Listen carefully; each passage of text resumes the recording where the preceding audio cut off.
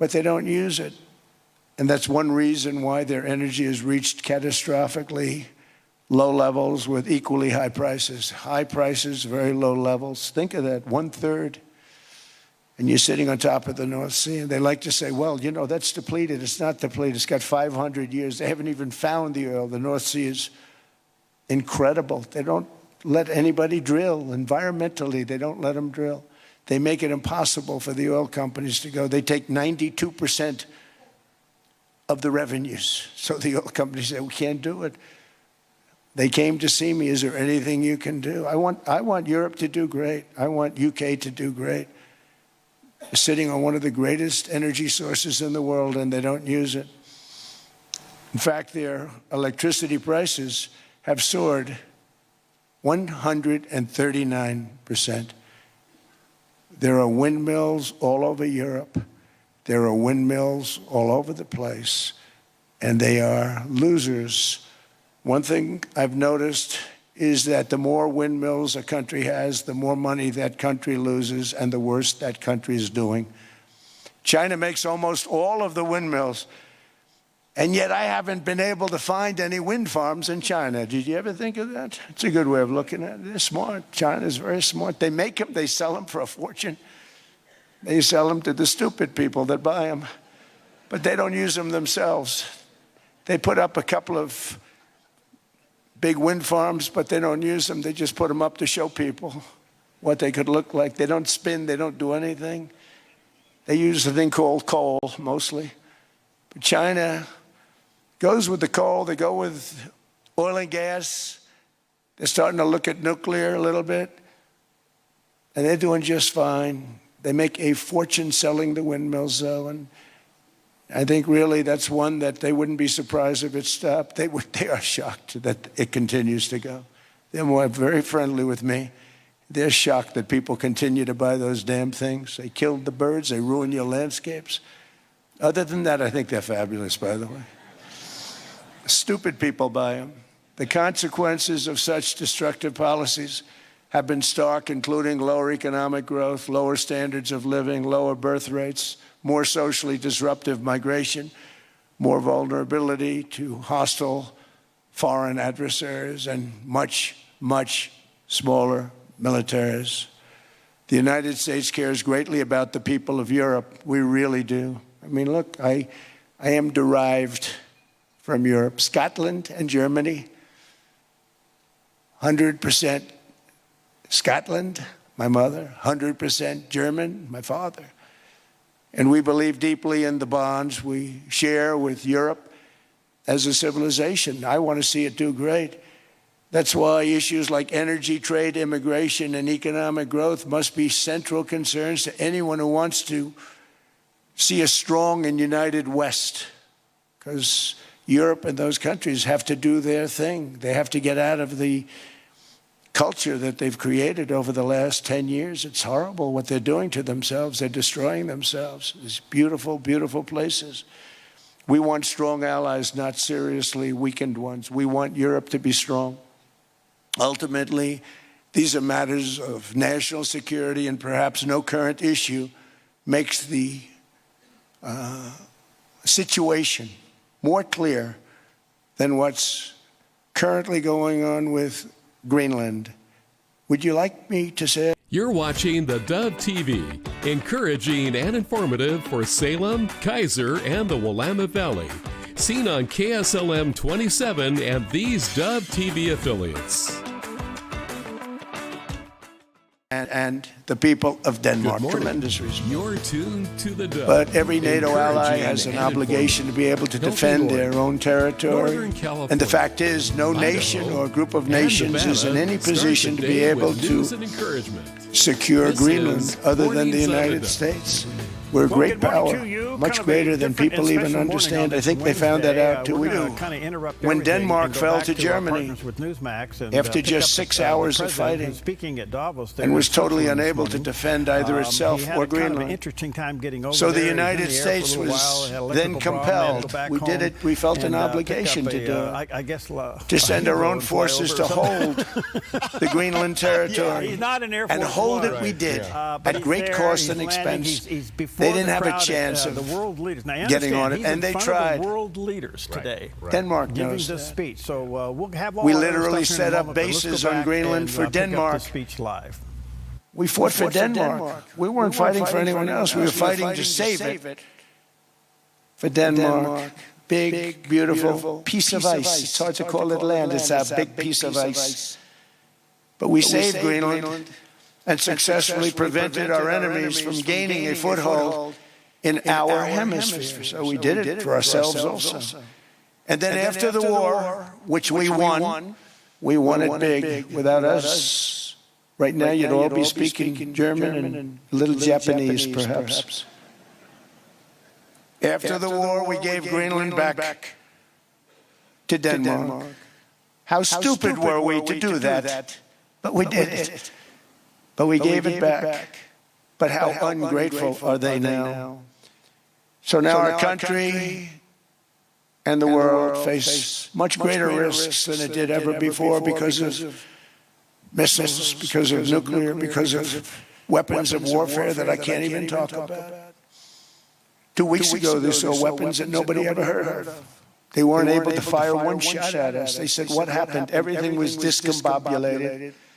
They said, we've got them in our sights. Press the trigger, and nothing happened. No anti-aircraft missiles went up. There was one that went up about 30 feet and crashed down right next to the people that sent it. They said, what the hell is going on? Those defensive systems were made by Russia and by China. So they're going to go back to the drawing boards, I guess. Greenland is a vast, almost entirely uninhabited and undeveloped territory. It's sitting undefended in a key strategic location between the United States, Russia, and China. It's exactly where it is, right smack in the middle. Wasn't important nearly when we gave it back. You know, when we gave it back, it wasn't the same as it is now. It's not important for any other reason, you know. Everyone talks about the minerals. There's so many places. There's no rare earth. No such thing as rare earth. There's rare processing. But there's so much rare earth. And this to get to this rare earth, you got to go through hundreds of feet of ice. That's not the reason we need it. We need it for strategic national security and international security. This enormous unsecured island is actually part of North America, on the northern frontier of the Western Hemisphere. That's our territory. It is therefore a core national security interest of the United States of America. And in fact, it's been our policy for hundreds of years to prevent outside threats from entering our hemisphere, and we've done it very successfully. We've never been stronger than we are now. That's why American presidents have sought to purchase Greenland for nearly 2 centuries. You know, for 2 centuries they've been trying to do it. They should have kept it after World War II, but they had a different president. That's all right. People think differently.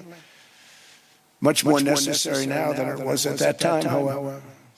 In 2019, Denmark said that they would spend over $200 million to strengthen Greenland's defenses.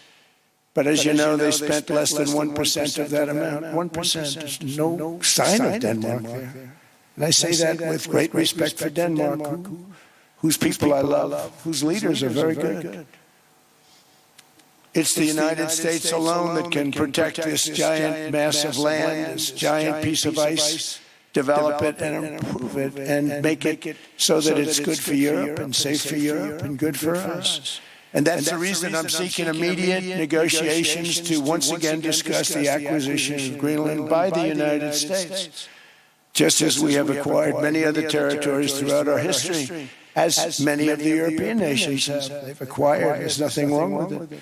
Many of them, some went in reverse, actually, if you look. Some had great, vast wealth, great, vast lands all over the world. They went in reverse. They're stuck back where they started. That happens too.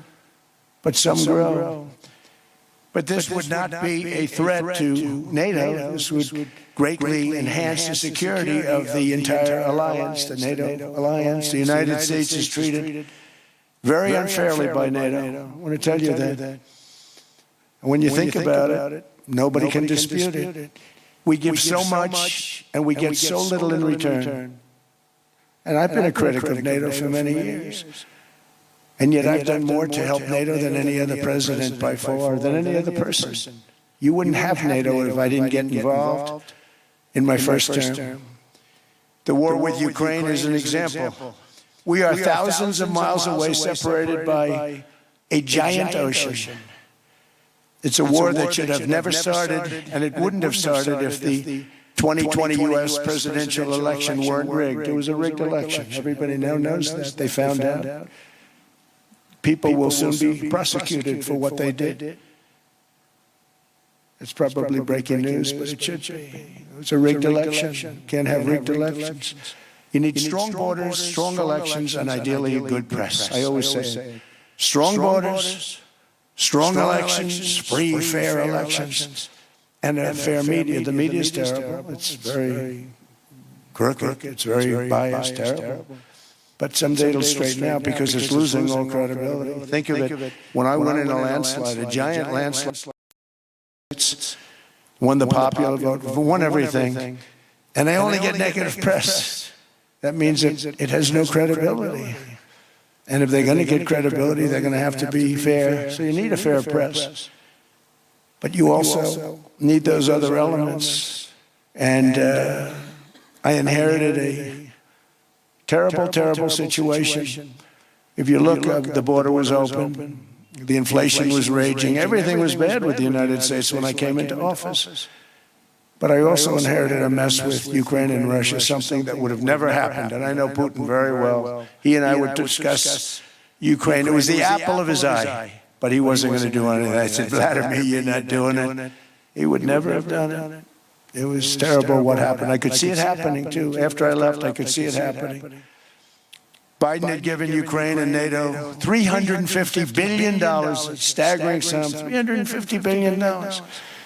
I came in, and just like the southern border, just like inflation, just like our economy, I said, wow, this place is in trouble, meaning our country. All of these things were out of control. Biden had given Ukraine and NATO, but the border was out of control. We fixed it. It's the strongest border anywhere in the world. And I've now been working on this war for 1 year, during which time I settled 8 other wars. India, Pakistan. I settled other wars that were. Vladimir Putin called me, Armenia, all of these things, Azerbaijan. He said, I can't believe you settled that one. They were going on for 35 years. I settled it in 1 day.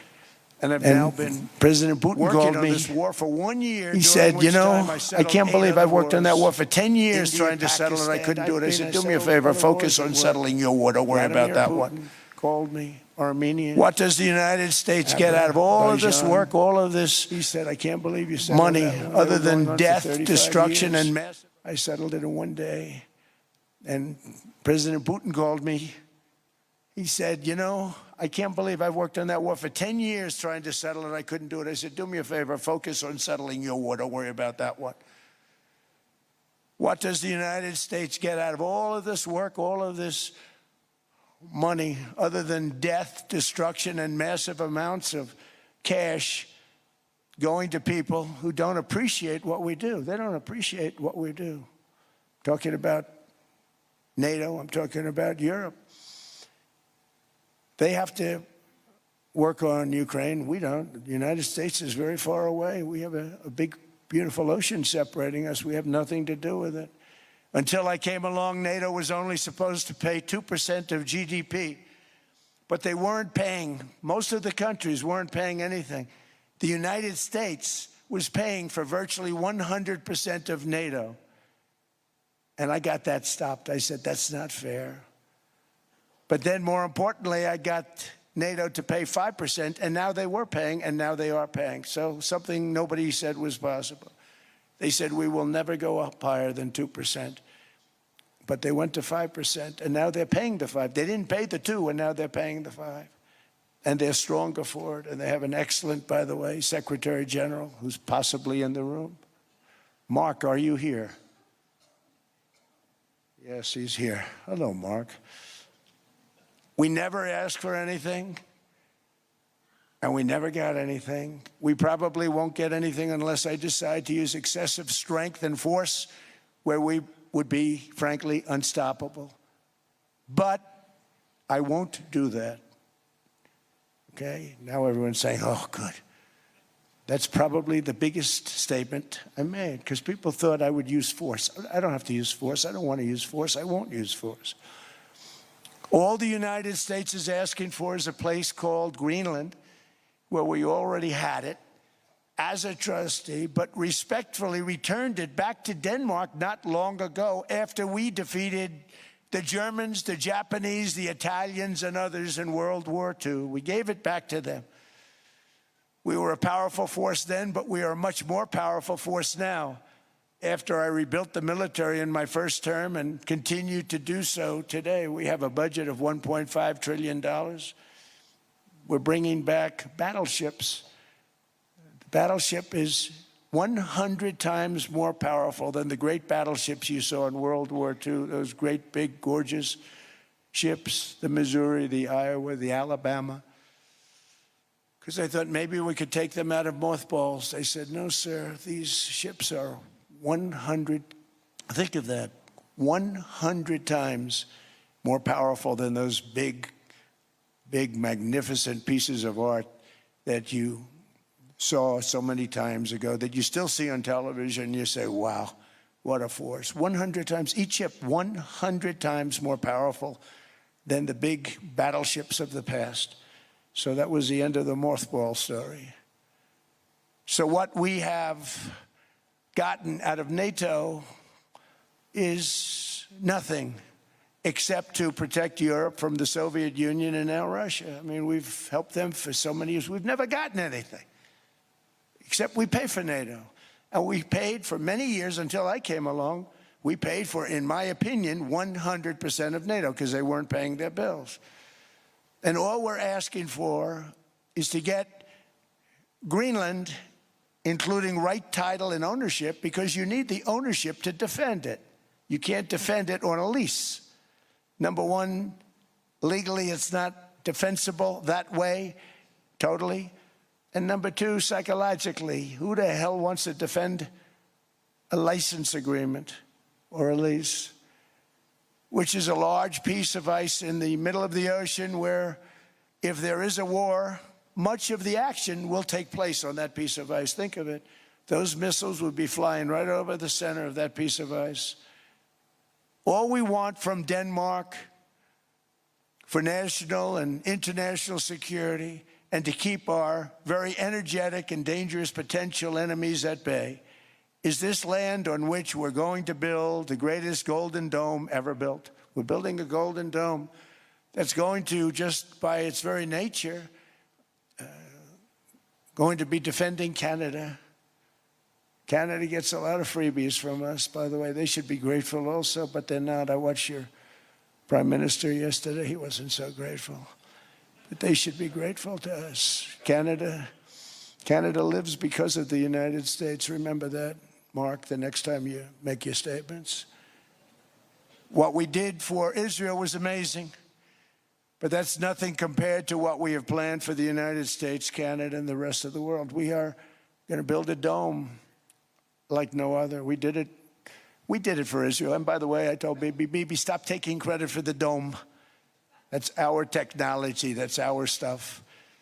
But they had a lot of courage, and they were good fighters, and they did a good job, and we wiped out the Iran nuclear threat like nobody can believe.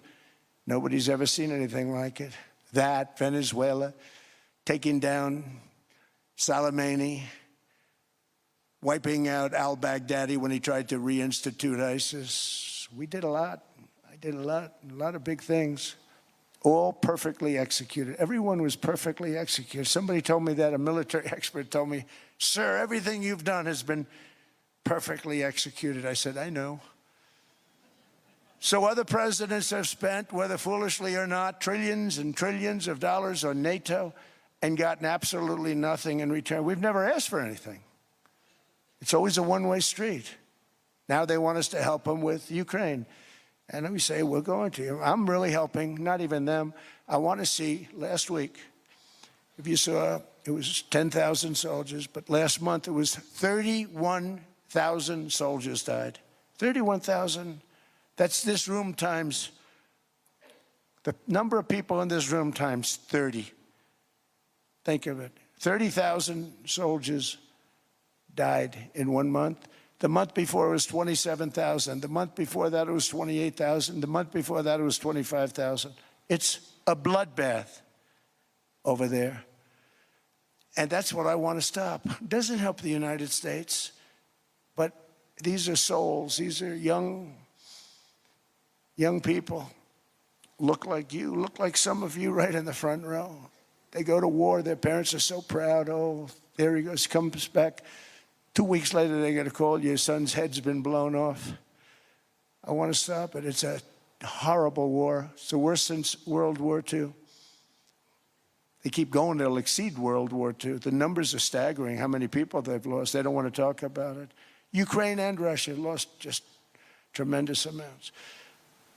And I'm dealing with President Putin, and he wants to make a deal, I believe. I'm dealing with President Zelensky, and I think he wants to make a deal. I'm meeting him today. He might be in the audience right now. But they got to get that war stopped because too many people are dying, needlessly dying. Too many souls are being lost. It's the only reason I'm interested in doing it. But in doing it, I'm helping Europe, I'm helping NATO, and I've until the last few days when I told them about Iceland, they loved me. They called me daddy, right, last time. A very smart man said, he's our daddy. He's running it. I was like running it. I went from running it to being a terrible human being. But now what I'm asking for is a piece of ice, cold and poorly located, that can play a vital role in world peace and world protection. It's a very small ask compared to what we have given them for many, many decades. But the problem with NATO is that we'll be there for them 100%. But I'm not sure that they'd be there for us. If we gave them the call, gentlemen, we are being attacked. We're under attack by such and such a nation. I know them all very well. I'm not sure that they'd be there. I know we'd be there for them. I don't know that they'd be there for us. So with all of the money we expend, with all of the blood, sweat, and tears, I don't know that they'd be there for us. They're not there for us on Iceland, that I can tell you. I mean, our stock market took the first dip yesterday because of Iceland. So Iceland's already cost us a lot of money. But that dip is peanuts compared to what it's gone up. And we have an unbelievable future in that stock. That stock market is going to be doubled. We're going to hit 50,000, and that stock market's going to double in a relatively short period of time because of everything that's happening. But this is a good example. After giving NATO and European nations trillions and trillions of dollars in defense, they buy our weapons. We make the greatest weapons in the world, but now we're going to make them faster, much faster. You saw that. I put a cap on the salaries, and I put no buybacks, no stock buybacks, no various other things that they were doing. I mean, they were making $50 million, but it would take them 3 years to give you a Patriot missile. I said, that's not good. My chauffeur can do a better job than that, and he makes slightly less than 50. They make big salaries. If they're going to make those big salaries, they're going to have to produce a lot faster. The good news is we have the greatest equipment in the world. Now we're going to start making it a lot faster. They're going to build additional plants. And all of the money that goes into stock buybacks is going to go into building plants. We're not allowing stock buybacks by defense companies any longer. They're going to build new plants to make Tomahawks, Patriots. We have the best equipment, F-35s. F-47, the new one just coming out. They say it's the most devastating plane, fighter jet ever. Who knows? They called it 47. If I don't like it, I'm going to take the 47 off it. I wonder why they called it 47. We'll have to think about that. But if I don't like it, I'm going to take that 47 off.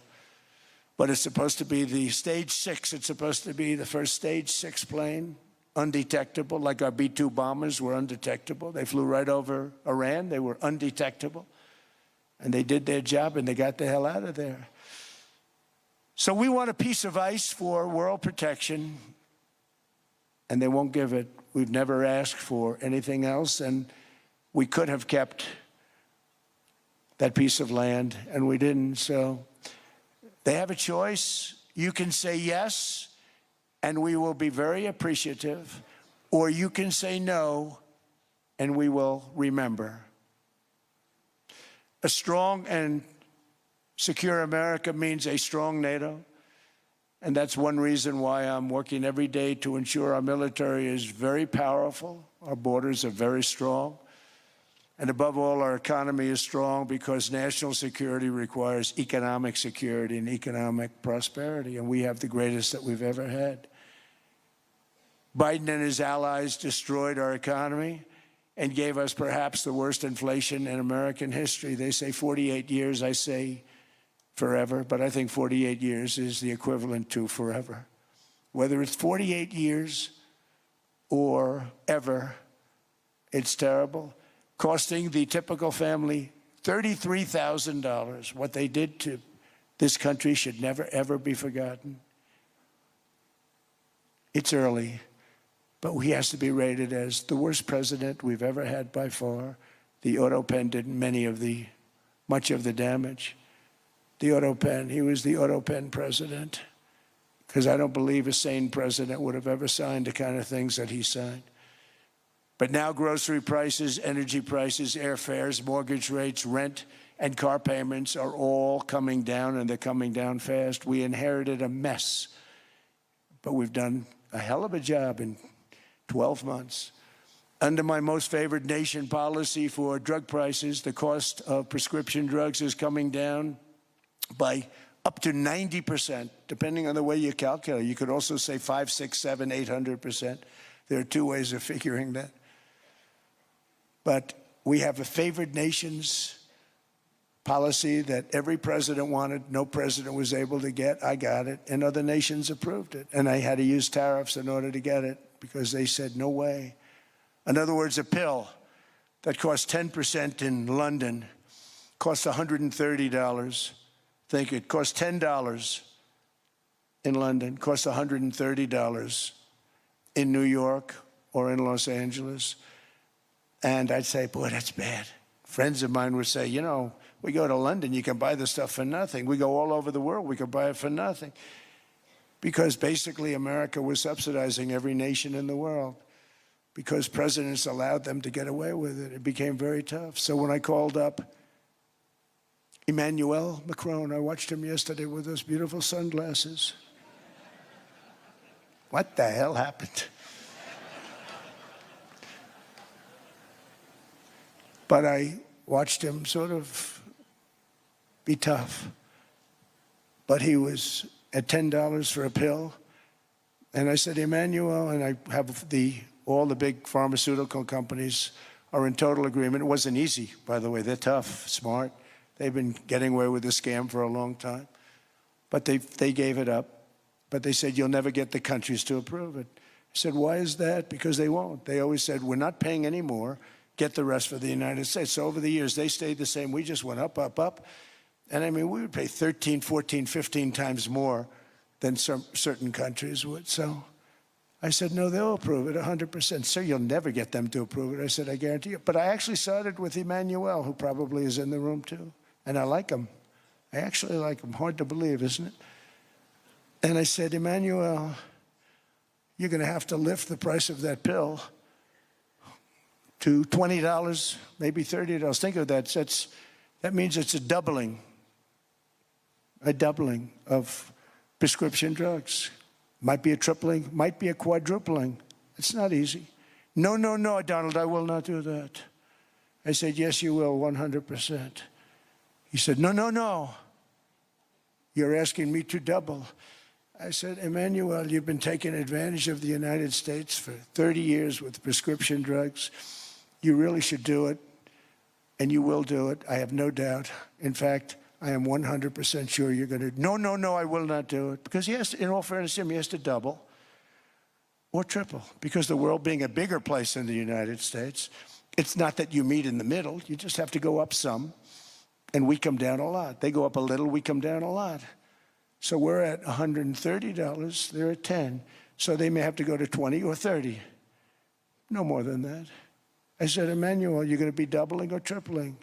No, no, no. I said, here's the story, Emmanuel. The answer is you're going to do it, you're going to do it fast. And if you don't, I'm putting a 25% tariff on everything that you sell into the United States and a 100% tariff on your wines and champagnes. And that's about 10 times more than what I'm requesting.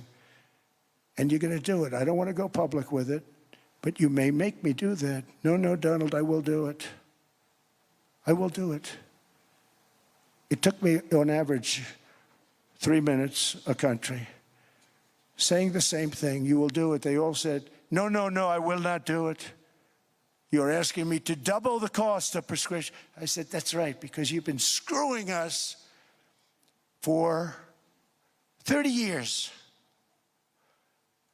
And they said, we will not do it. I said, that's all right. On Monday morning, we're putting a 25, 30, 50. I gave different numbers for different countries. This is also national security we're talking about. Not fair. We're not going to subsidize the whole world. And every one of those countries have agreed to do it. So one of the biggest things that I've done is the fact that we have now most favored nation. We will pay whatever the lowest price is in the entire world. So our drug prices are going to be coming down by staggering 90%. Again, you could say 1,000%, 2,000%. Depends on the way you want to figure it, but we'll go with the way the fake news likes it better because it sounds, can you imagine a 90% reduction sounds much worse. Okay, we're going to take a quick break here. We're carrying the president live from Davos this morning in Switzerland, speaking to every leader in the world in the room. Yeah. This is a historic speech, to say the least. And, you know that the emotions are flying one way or the other. We'll take a quick break and we'll come back to the president in just a moment.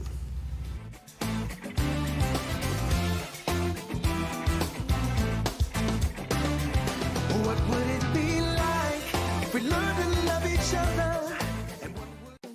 Since 1934, Grange Co-op has been more than just a store. We've been a cornerstone of our community, owned by people like you. We proudly offer top-quality farm and ranch supplies, including our own Rogue feed, as well as workwear, Western apparel, garden essentials, and pet care products. By signing up as a Grange Rewards customer, you not only enjoy exclusive benefits like special offers and 1% back on most purchases, but you also become part of something bigger, a cooperative that you own and help shape. Join Grange Rewards today.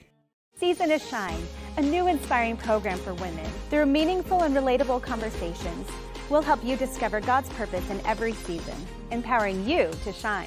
Premieres Monday, January 26 at 4 p.m. on theDove TV. Welcome to Rise Direct Primary Care. Imagine a healthcare experience where you're known by name, cared for like family, and treated with compassion. How is that possible? With an affordable, flat monthly membership, you receive unlimited primary care and minor urgent care visits. No insurance needed. At Rise Direct Primary Care, we offer a friendly, affordable healthcare experience where you get a whole hour with your provider. Located in Central Medford and accessible by phone or text, we can typically get you in the same or next day. We prescribe urgent care medications directly from our office, saving you a trip and wait time at the pharmacy when you'd rather be at home getting better. Personalized medical care with a human touch. Rise Direct Primary Care is all about healing the sick with compassion and keeping the healthy healthy. Rise Direct Primary Care. We're here for you. Visit risehealthdpc.com or call or text us 541-827-8603. 541-827-8603.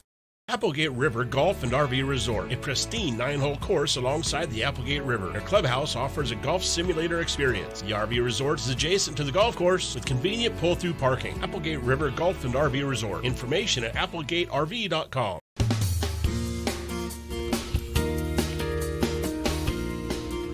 Okay, welcome back, and we're going to go back to the president. He's speaking live in Davos this morning in Switzerland at the World Economic Forum. This actually is a historic speech. I think it's a precursor of his State of the Union address. If not the address itself. Yeah. And the bottom line is he's telling the world, look, we've been paying all your bills all these all these years, and we may not do it anymore. Right. So anyway, let's go back to the speech. Congress is working very hard on crypto market structure legislation, Bitcoin, all of them.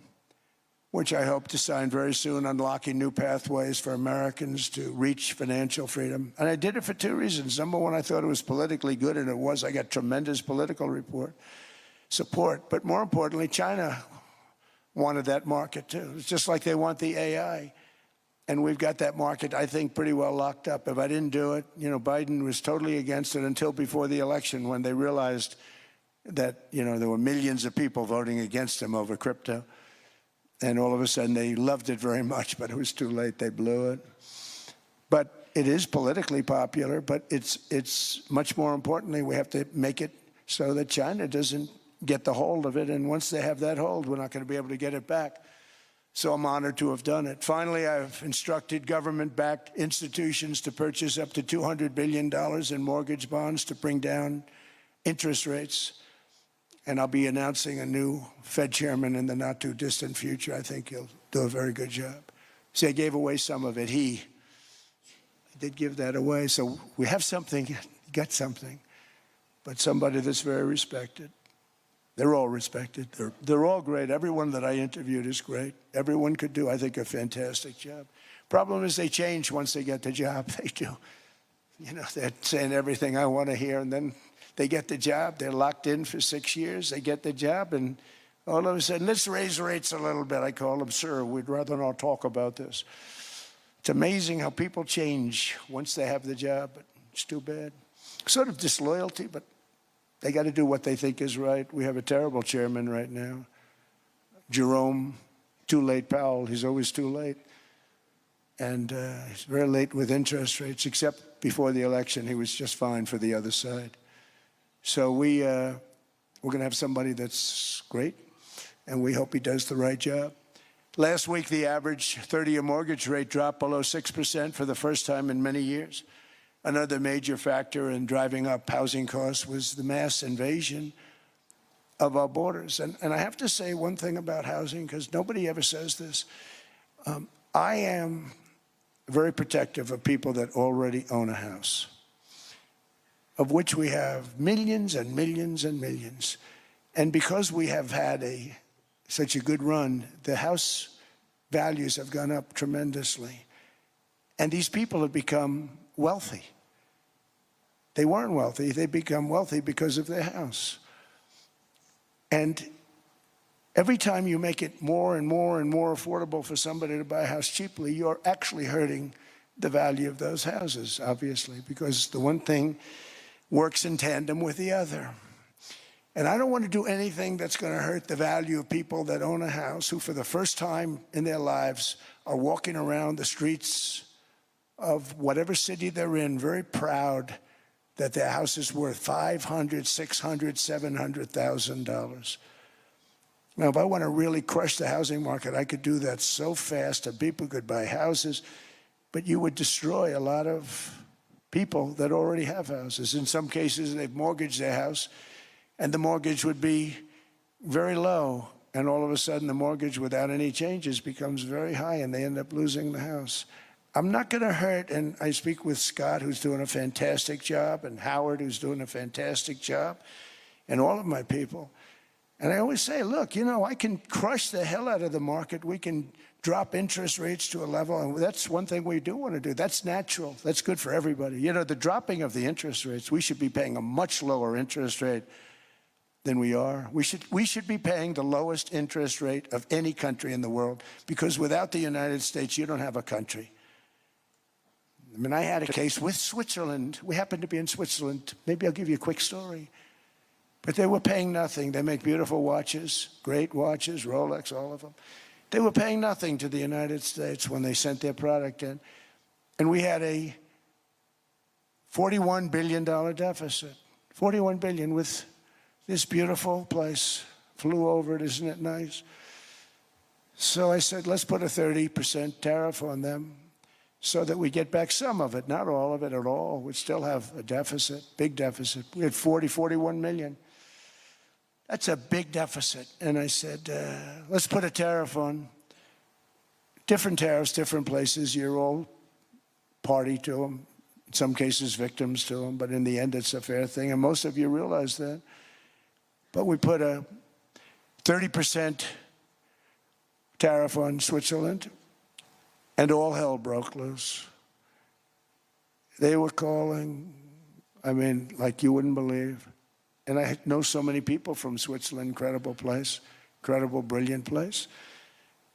But I then realized that they're only good because of us. And there's so many other examples. I mean, us, probably other places, but a majority of the money they make is because of us, because we never charged them anything. So they come in, they sell their watches, no tariffs, no nothing. They walk away, they make $41 billion on just us. So I said, no, we can't do that. So I'm going to bring it up. I still would have a deficit pretty substantial, but I brought it up to 30%. And I guess Prime Minister, I don't think President, I think Prime Minister called a woman, and she was very repetitive. She said, no, no, no, you cannot do that, 30%. You cannot do that. We are a small, small country. I said, yeah, but you have a big, big deficit. You may be small, but you have a bigger deficit than big countries. He said, no, no, no, please, you cannot do it. Kept saying the same thing over and over. We are a small country. I said, but you're a big country in terms of, and she just rubbed me the wrong way, I'll be honest with you. And I said, all right, thank you, ma'am, appreciate it. Do not do this. Thank you very much, ma'am. And I made it 39%. And then all hell really broke out. And I was paid visits by everybody. Rolex came to see me. They all came to see me. But I realized, and I reduced it, because I don't want to hurt people. I don't want to hurt them. And we brought it down to a, lower level. Doesn't mean it's not going up, but we brought it down to a lower level. But they pay now with tariff.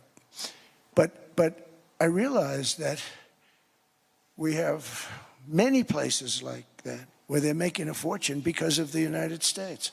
Without the United States, they wouldn't be making anything. Think of it. Switzerland made $41 billion on us. And as she said, it's a small place. And I realized with that, I don't know, it was so, because she was so aggressive. And I realized in that conversation that the United States is keeping the whole world afloat. Many places, I could give you 6, 7 places just in the people in this little area. I know every one of them. They're looking down. They don't want to see me, and they don't want to stare me in the eyes. But they're taking advantage of, everybody took advantage of the United States. But I've been very fair, and I gave them a tariff, and it was fine.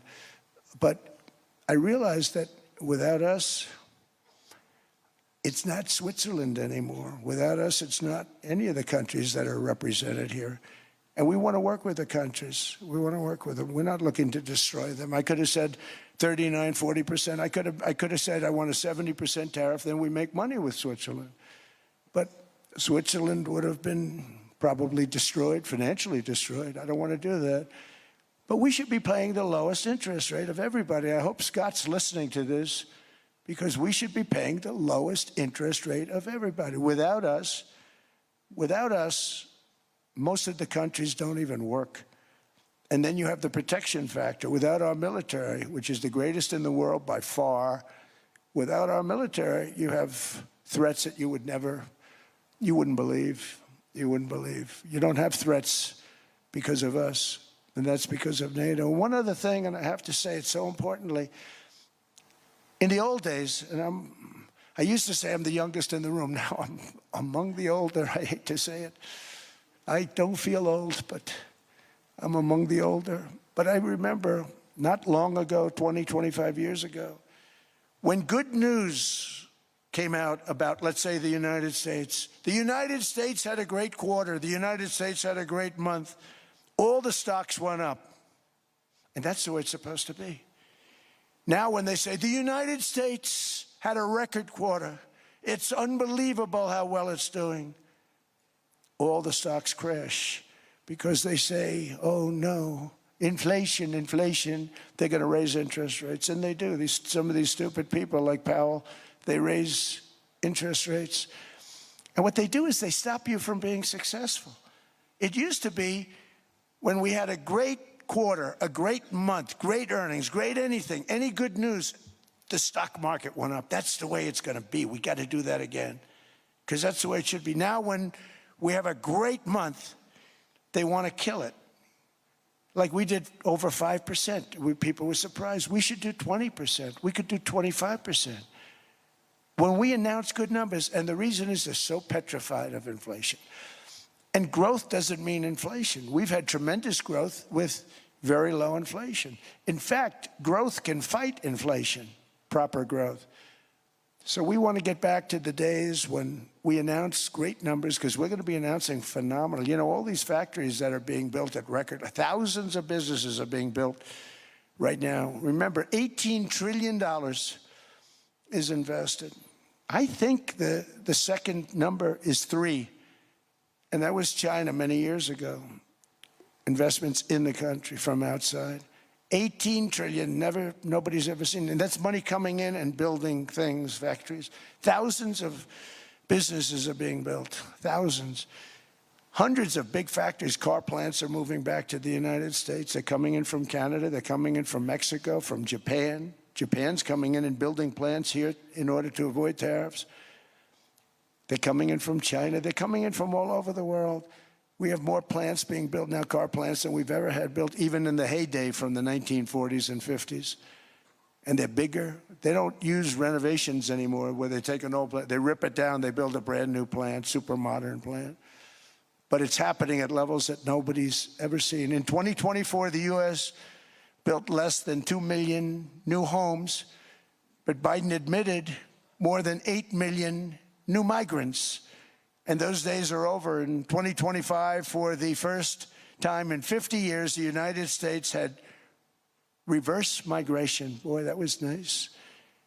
And these were criminals that were being taken out of our country because they allowed people to come into our country from jails, from gangs, drug dealers, murderers.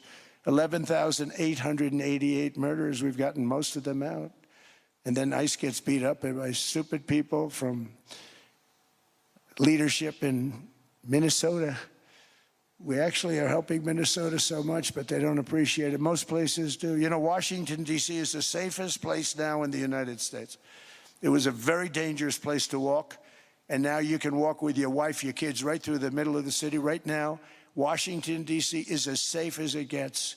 It was one of the most unsafe, I had to admit. We sent in the military, the National Guard. Within 2 months, it was great. Within 3 months, it's like a really great place and a safe place and a beautiful place. It's even been cleaned up. The graffiti's gone. The fences are gone. We don't have to worry about fences anymore. All of the places, the grasses are cut and replaced with new grass in many cases. It's all going to happen in the spring. But Washington and D.C. is beautiful again, and it's safe. New restaurants are opening up. They were all closing. Now you can't get into a restaurant. Restaurants in Washington, D.C. are all opening. Memphis also, Memphis, Tennessee, New Orleans, Louisiana. We were there for 3 weeks. We've cut the crime down by 64%. Within another month, we'll have virtually no crime there. We can do that all over. We're going to help the people in California. We want to have no crime. I know Gavin was here. I used to get along so great with Gavin when I was president. Gavin's a good guy. And we're going to, if he needed it, I would do it in a heartbeat. I'd love to see. We did help them a lot in Los Angeles, a lot with the early in my term when they had some problems.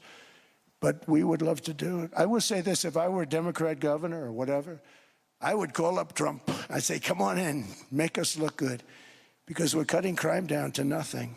And we're taking people out, career criminals, who are only going to do bad things, and we're bringing them back to their countries. But where we've done it has been amazing. And we have a capacity to do it at much greater levels. We're cutting illegal aliens off welfare and other government benefits, and I have directed that starting immediately, there will be no more payments to sanctuary cities because they are really just sanctuaries for criminals. They're really protecting criminals, and those are the ones we have to get out of the country. Murderers, drug dealers, the mentally insane. They emptied their mental institutions into the United States. And despite that, we have the lowest crime numbers that we've ever had in the history of the country. Just came out. But equally importantly, we're cracking down on more than $19 billion in fraud that was stolen by Somalian bandits. Can you believe that Somalian? They turned out to be higher IQ than we thought. I always say these are low IQ people. How did they go into Minnesota and steal all that money? And we have, All right, we're going to take a quick break. This is pretty historic, of course. It's typical Trump talking, but some of the things they're saying are pretty amazing. I think it's a precursor of the State of the Union address coming up at the end of February, but he's doing it with everybody in the room, including Gavin Newsom. Now, just a quick question. Yeah. Why is the governor of California at Davos? Economics or politics? Politics. Okay. Yeah. Well, anyway, it's pretty historic. We're going to take a quick break. We'll come back for a little bit more of it. But this is every media source in the world right now is covering this. So we'll take a quick break. We'll be right back.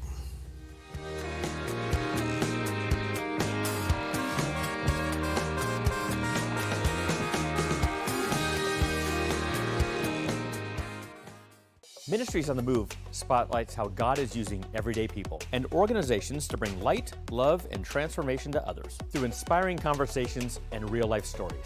Join me. Premieres January 27th at 4 p.m. on theDove TV. 700 Club is always present during crisis. When people need medical care, their needs are going to be met by CBN. I was seeing the impact it was making on the people. It just really moved my heart with compassion.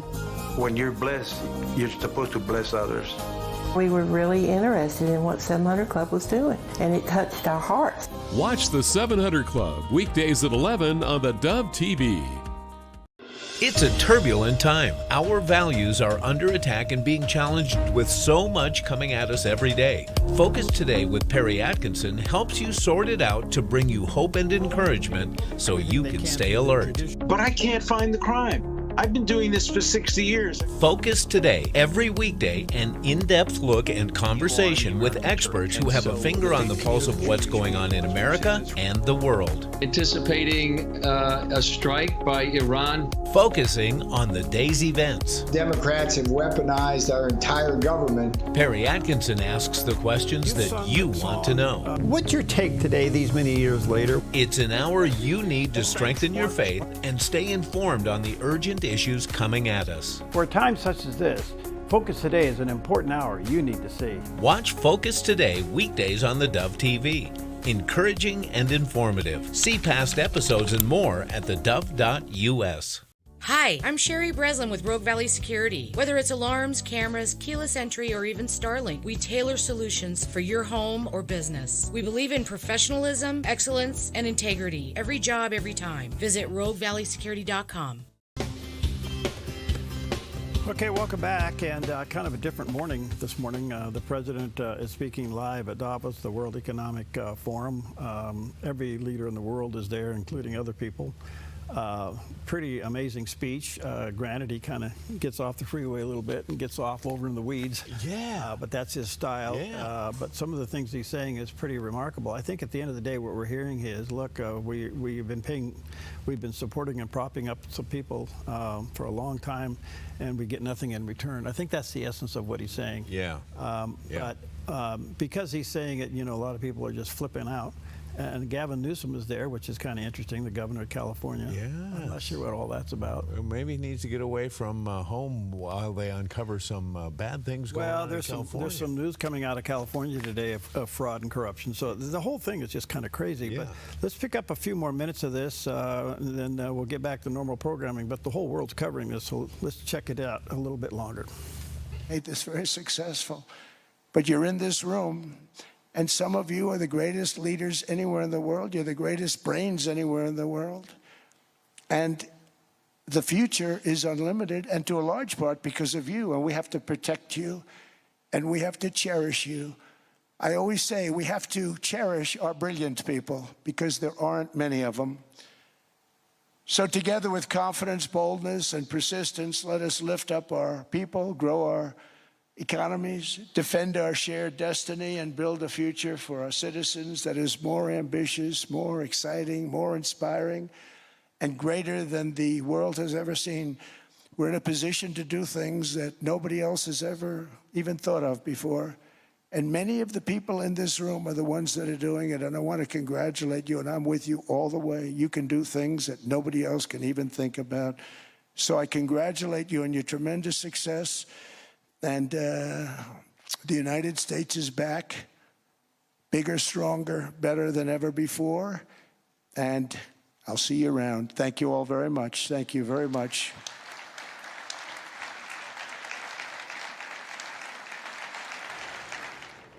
President Donald Trump not holding back in his 50-minute speech. Okay, there we go. Sorry about that. Good morning to you. Okay, there we are. Sorry about that. A little technical stuff. All right, well, we just watched what I think will go down as a historic speech of the President of the United States before the World Economic Forum there in Davos, Switzerland. And I don't think there isn't anything that he didn't talk about that basically said, we've been supporting you and getting nothing in return. We've been helping you fight your wars, get nothing in return. And but he was very clear about his ambitions concerning Greenland and ability to not only protect it, but having it part of the Northern Hemisphere to be a major strategic security piece of land for the United States and Canada.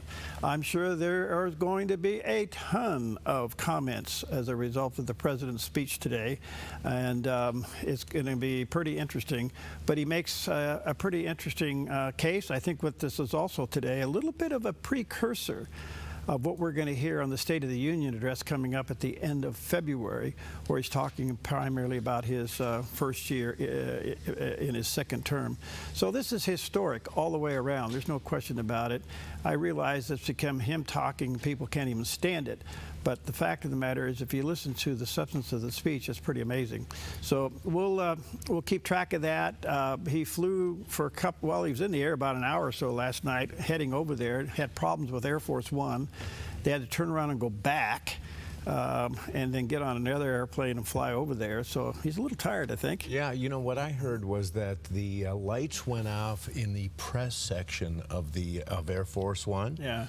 And I thought, first thing I thought is, somebody see if President Trump is on the switch.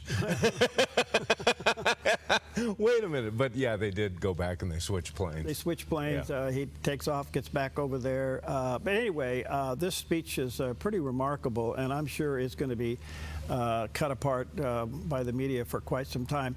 But I don't think, excuse me, I don't think you can argue the fact that, yes, we have paid a lot of people's bills, and yes, we have made a lot of countries dependent upon us, and we basically have gotten nothing in return but criticism. And I think that's a valid argument, especially when it comes to NATO. Think about this. If NATO is going to get in the way of Greenland, and we pull out of NATO, what happens to NATO? You're right, there is no NATO. You're okay. Right. Yeah. And I think before the end of his term, this is year one, we got 3 more to go, we probably will see the dissolving of the UN. You know, something else will take its place. Well, there's this peace committee. The peace board. The peace board. Who would be the chairman? Well, I guess the T would be for a while. But yeah, so I really think you're going to see a change with the UN. But I think what we're seeing here, folks, look, I'm talking about Donald Trump, and already a lot of people hate the idea. Right. But let me ask you this. Right. Have you ever in our lifetime seen a balance sheet profit and loss president ever? No. He is talking business. Right. He's talking bottom line. Yeah. And most people that get into politics have never met a payroll. They don't know what a balance sheet looks like if it slapped them in the face. Right. So this is economics 101. And he has an interesting way. Everything he's doing is attached to a dollar sign. Mm-hmm. Mm-hmm. Every decision he makes is attached to a dollar sign. It's not attached to political advancement. Some people would say it is. Yeah. But if you look through all of this and you uncover it, it's attached to a dollar sign, one way or the other. This is a guy that's met a payroll. This is a guy that's gone broke and recovered. Yeah. He understands economics, and it's something you have to stop and take a look at. I fight this every day, running a small little company. Mm-hmm. If you manage with emotions, you go broke. Yeah. Oh, yeah. You go broke. Oh, I bet. And so the only thing I can say is that this is an historic thing. Basically, what he said today is, look, we have helped all of you. And the fact that we're putting some tariffs on you and you're screaming and hollering tells you and tells us how much you rely on the United States for your success. Exactly.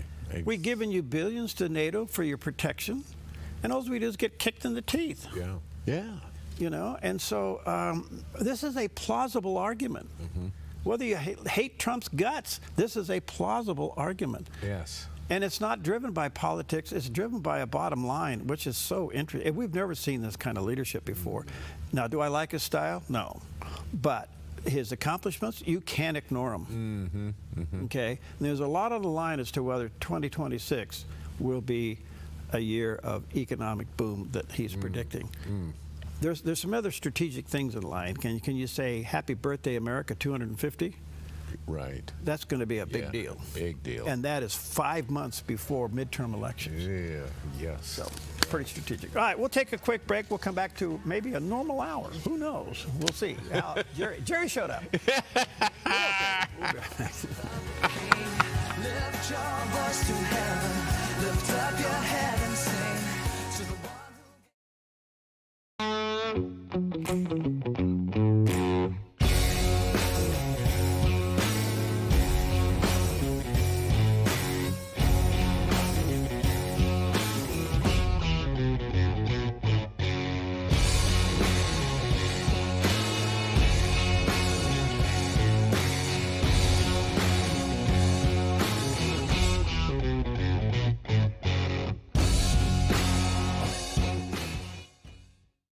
The Dove is shining with a brand new show, Season to Shine. I'm Melinda Robertson, host of Season to Shine, a new heartfelt, inspiring program for women designed to bring encouragement, wisdom, and hope into your everyday life. We'll help you discover God's purpose in every season, empowering you to shine with confidence, faith, and joy. It's your season to shine. Premieres Monday, January 26 at 4 p.m. on the Dove TV. More at theDove.us. Stewardship begins with the knowledge that nothing belongs to us, but everything belongs to the Lord. This helps us to run a business not in the fear of lack, but in the assurance of His care and provision. Such a perspective eliminates the drive to sell and replaces it with a heart that says serve. This begins with serving our clients and coworkers with integrity and genuine care. That's why McKelly's is automotive service with a heart for God and treating others as we ourselves would want to be treated. Our promise is to never sell our clients anything we don't believe they need. Another is to do all we can to meet other needs, such as shuttle service and loaner cars, or taking the time to really listen, even at times praying with our customers. Sometimes this means sacrifice, going above and beyond. But that's why I work for Kelly's Automotive Service, honoring God while serving people with honesty and integrity. The Lennox iComfort S30 thermostat can sense changes in your environment. It even knows when you come and go. So now your home's most important system is also the smartest. Metal Masters can give you the smartest home comfort system available.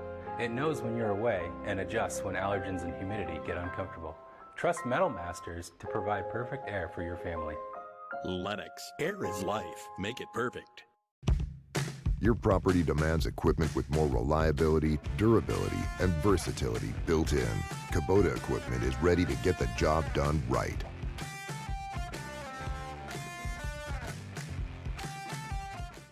Inspiring conversations and real-life stories on Ministries on the Move. Join me. Premieres January 27th at 4 p.m. on the Dove TV.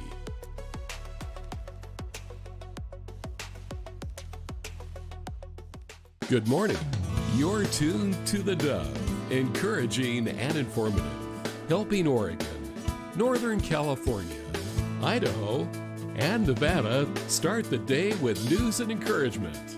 This is Mornings on the Dove. Well, good morning to you and happy Wednesday. Welcome to Mornings on the Dove. This is the place that Jerry gets his kicks.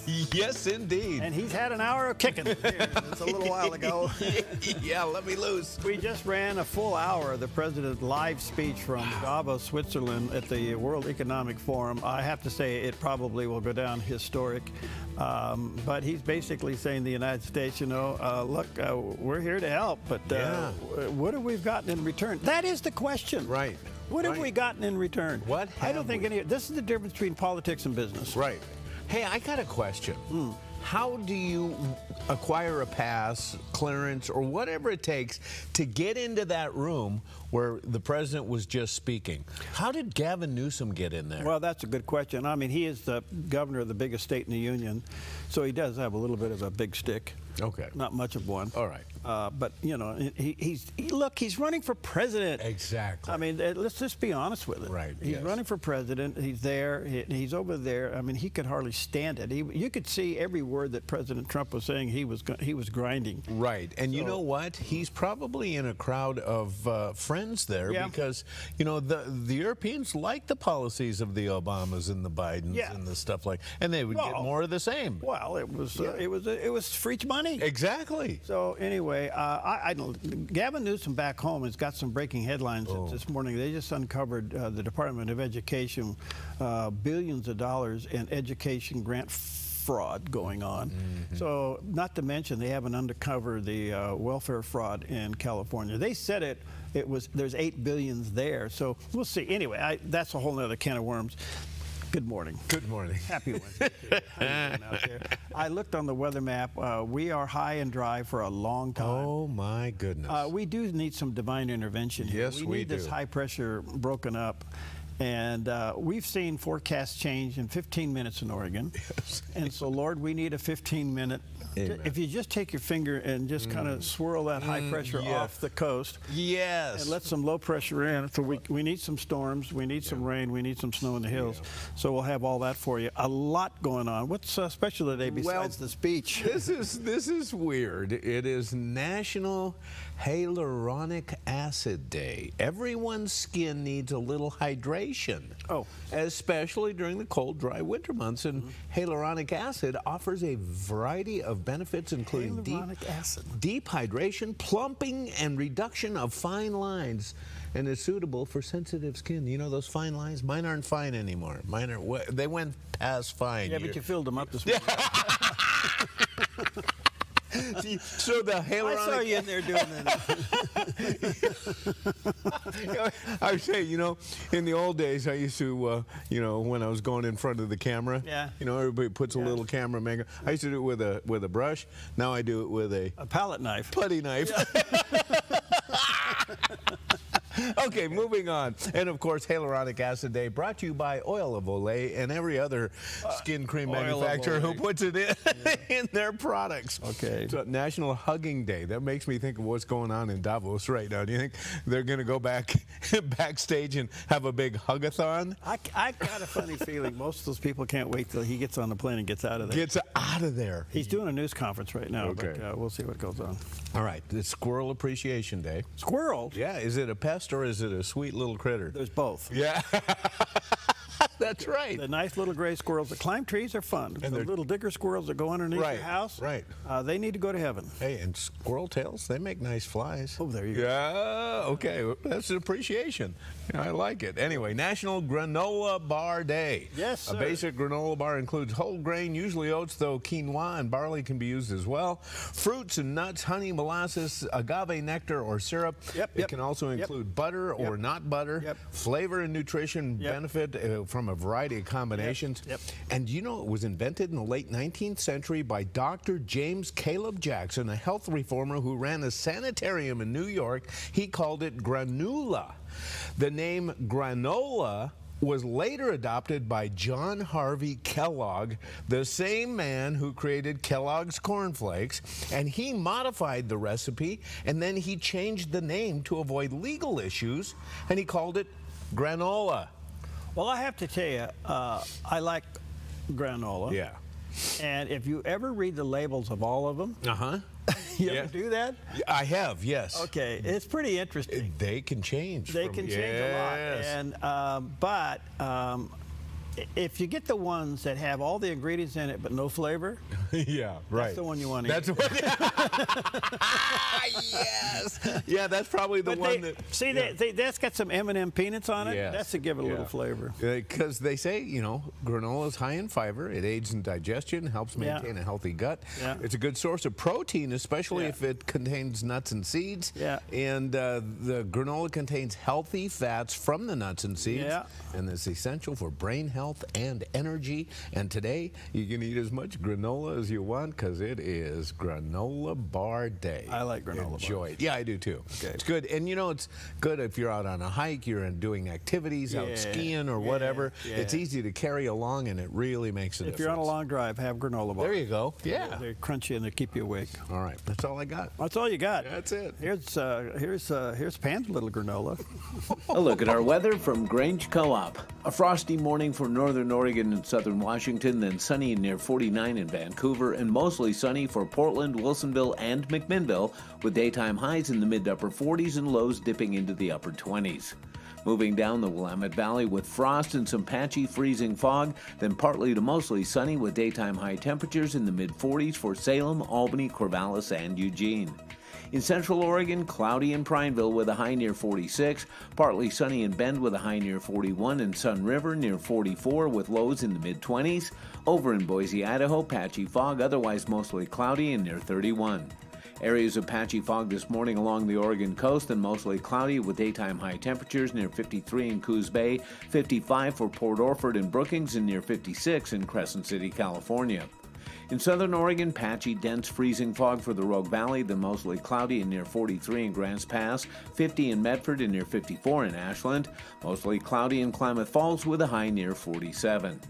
Into northern California with cloudy to mostly cloudy skies and daytime highs in the low 50s around Wairika, near 63 in Redding and 58 in Chico, patchy fog in Sacramento, then cloudy in mid-50s. In the Bay Area, patchy fog, then cloudy and near 60 in Santa Rosa, cloudy and 60 in Napa, mostly cloudy in San Francisco with a high near 60, and today in San Jose, cloudy with a high near 65. It's a snapshot of your Wednesday weather from Grange Co-op. Hey, that's our valley. Hey, it's nice. A little high cloud over the top. Pretty nice out there. There are some pockets of fog, and it's actually. It's just a little bit past freezing. Right. It was warmer this morning. Yeah. Didn't have the freezing fog like we've had, and the roads were a lot clearer this morning. It's 34 out there right now, which is kind of a heat wave. Yeah, we were like 25 yesterday when I was coming in. So, yep, it's a little better, but take it easy on the way in. Well, here's Dr. Anthony George as he encourages us to prioritize time spent in prayer with the Lord. My perspective had changed, and I had grown to resent the people that God had called me to serve because I was serving them without checking in with Him. He is our source.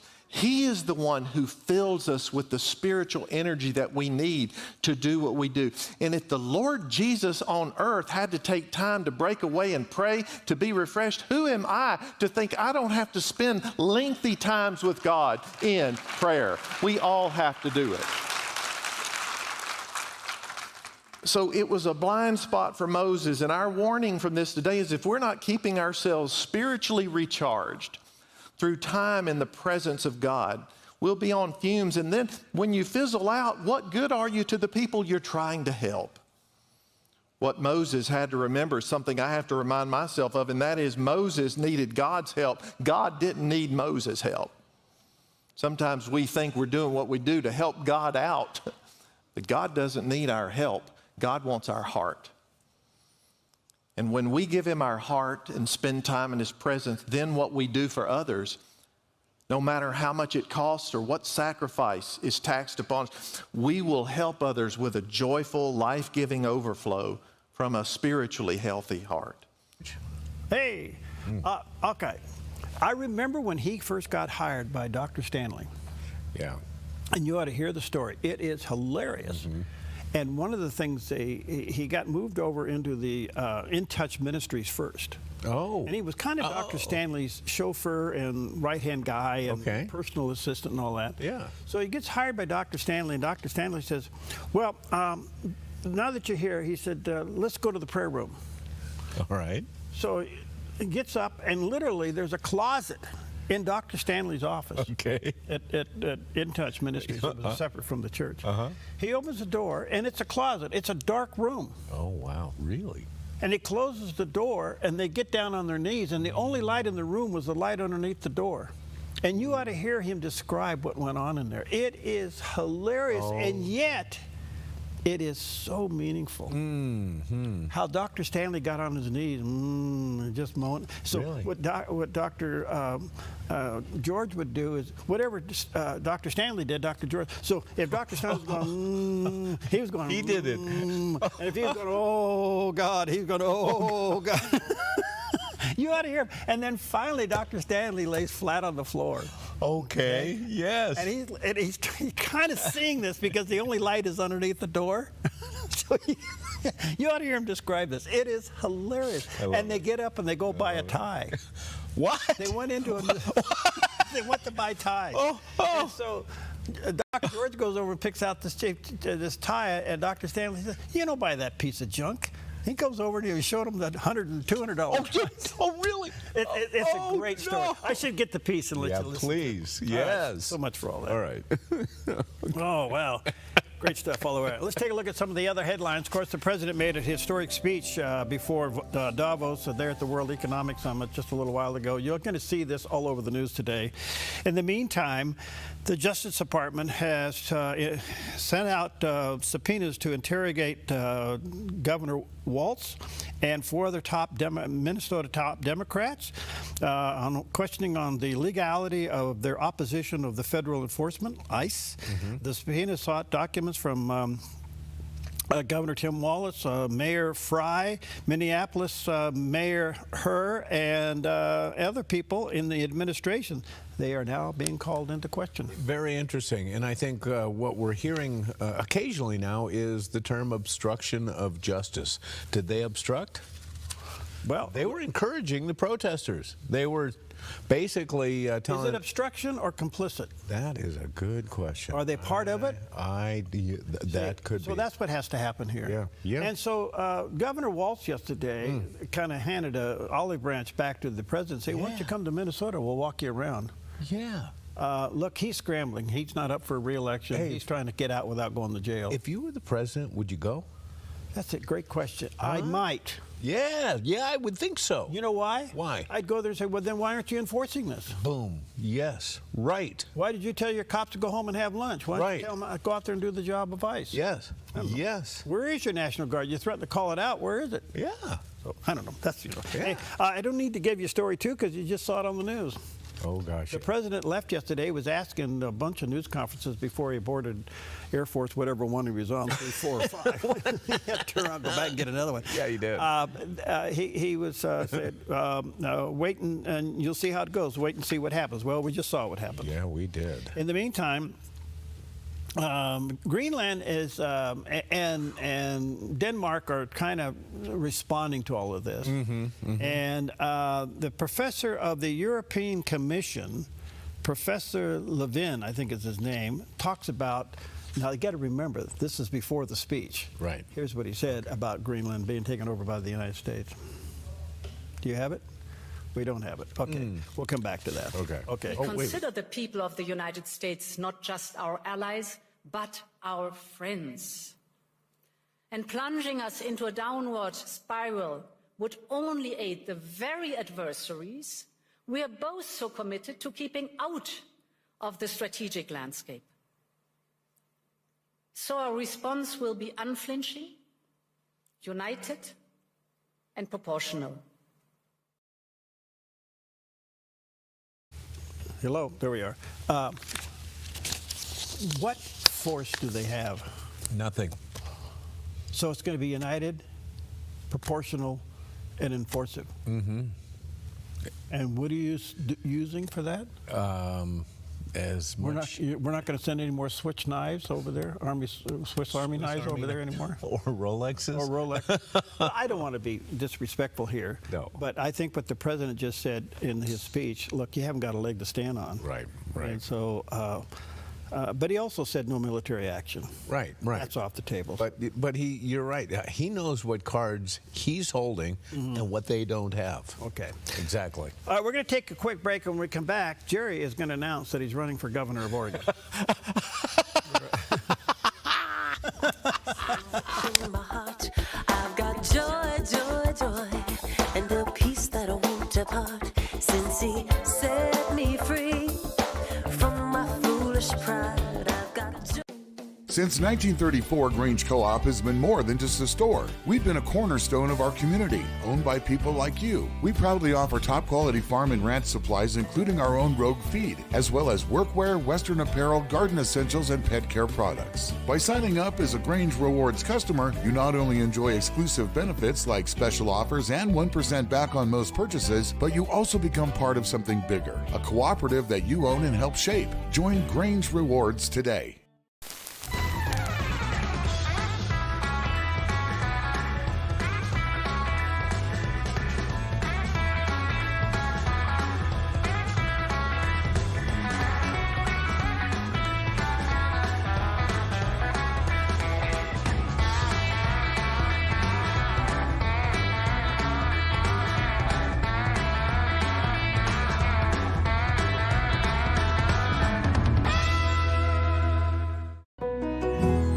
Fall in love with Northridge Senior Living, where contemporary, sunlit interiors meet old-world elegance.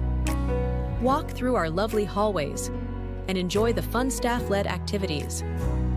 Forge lasting friendships with other residents and our exceptional caregivers. Dine in style. Gather near the fireplace under breathtaking chandeliers. Our reasonably priced apartments are spacious with private balconies. Northridge is Christian-owned and operated, pet-friendly, and only 2 blocks from Asante Rogue Regional Medical Center. On-site, in-home care is available. We also offer senior adult daycare, where your loved one can spend the day with us and the evenings with you. Northridge Senior Living. Your home. All right, welcome back. 17 minutes now past the hour on a beautiful Wednesday morning in Southern Oregon. This is where the Lord bought his retirement home. Well, this is a good place for him to be. We're in the outpost right here. Here it is. All right, go ahead. Are you running for governor? I do not seek and I will not accept my party's nomination for governor of this state. Well, I didn't know that there was a fishing party or a skiing party. Skiing party. Well, that one I might run for. If the skiing party was going to... It's all downhill from here, folks. Okay. That's my slogan. Well, the reason I bring that up is that, Governor Kotek has really painted herself into a corner, and she's up for re-election, and everybody's pretty upset about how she's governing. And she actually is being ranked by certain polling groups as the worst governor in the country right now. And her vulnerability has never been higher. And so another one announced yesterday, State Representative Ed Deal. Looks like he's the latest candidate to join the GOP fray. He will be announcing today that he'll be running for governor of the state of Oregon. On the House side, he was the guy that supported the referendum and pushed it. He's part. I think he may have been part of the structure of the referendum. I know a little bit about him. I've never met him. I understand he is credible and high regard. Okay. But you know what this tells me? What? That all the other candidates are vulnerable. I think we're going to see some more people get in. We could see a very crowded primary between now and May, because if you're going to run, you have to announce early March that you're going to do this. We still haven't heard from Chris Dudley, but all rumors are he's getting back in. So the May primary is going to be the hot one for the Republicans. Yes, and that makes me nervous, Perry, especially because there are a lot of people coming in now. They see the vulnerability of the governor. But they may see the vulnerability among themselves. That's my point. You don't necessarily enter a field if you don't see the leading candidate to be weak. Right. Well, that's true. And so we'll see. At the end of the day, it's going to be debates. Yeah. Well, the only thing that I want to offer the ORP to have a Republican gubernatorial debate here in our studios. Debates would be great. And then if a lot of people are coming into the race. Mm-hmm. I just hope that nobody gets a little angry or ticked off about all this and then decides to, field a third-party candidacy and split the vote. We've seen it before. Yep. It's probably the most dangerous thing in front of us right now. Yeah. Good stuff. All right. The other news is you may know this, maybe not, but the second lady, Lucia Vance. Yeah. Well, she is expecting baby number 4. A little boy. A little boy. Yeah. And apparently that's going to be sometime in July. Wouldn't that be neat if it was born on July 4th, the 250th birthday of the United States? Can you hear some of the rigmarole that's going to come from the left on this? Another baby? You're going to have another white male baby that you're bringing into this world? Problem is, it's not totally white. There you go. Yes. Do you realize our first lady and second lady are immigrants? Yes. Very good point. Excellent. Have you ever thought of that? Yes, and the left has tried to dust this one away, First but lady they and can't. second lady are immigrants. Yes. So anyway, well, congratulations. That means that the vice president isn't working hard enough. Yeah. Okay. I think that's good. Oh man. Let's check out Wall Street quickly. Okay. Thank you, Preston, over at Smart Lawn. He's a smart guy. He's a fun guy, too. All right, look at this. So far, the Dow likes what they've heard this morning, up 322 points. The Nasdaq is up 164 points, and the S&P up 51. So green ink, as the president speaks at Davos this morning, 48,811 points of the Dow. He thinks it'll go above 50 and far beyond that. We'll see. That even pushed gold up to 48.56. Wow. Silver's high, but down a little bit. 93.55. Crude oil. That's up $1.50. $63.49 a barrel. So we'll see what happens there. Well, we all watched the mob invade a church in Minneapolis, and of course, part of the mob was ex-news anchor Don Lemon, who gets into a pastor's face and trying to get a reaction as they are just really haranguing these people. Well, Representative Greg Steube responded to this video of Don Lemon, and he did this on Newsmax's National Report.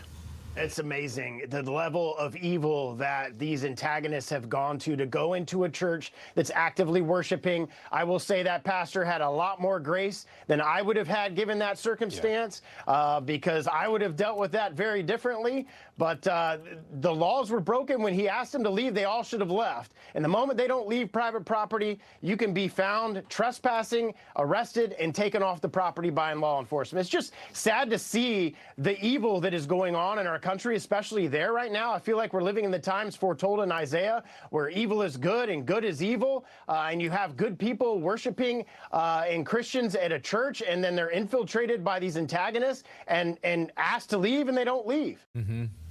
Amazing. Okay, did you watch the interview with Don Lemon with the pastor? No, I didn't. Okay, and Don Lemon in the middle of that says, well, I'm a Christian. Oh, he did? Yes. Oh, now, really? I will say this, that pastor exercised amazing control. Okay. And so did the congregation. You know what they did? Instead of cutting and running, they started to praise the Lord and got on their knees and prayed. Oh, right. Now, some went out, but most of them, you know, this was an amazing display of right reactions. Okay. Now, as Representative Steube said there, I don't know what I would have done. But hindsight's always 20/20. Yeah. I would say to Don Lemon, if he told me he was a Christian and I was the pastor of that church, I'd say, no, Christian would never have done this. Right. Yeah.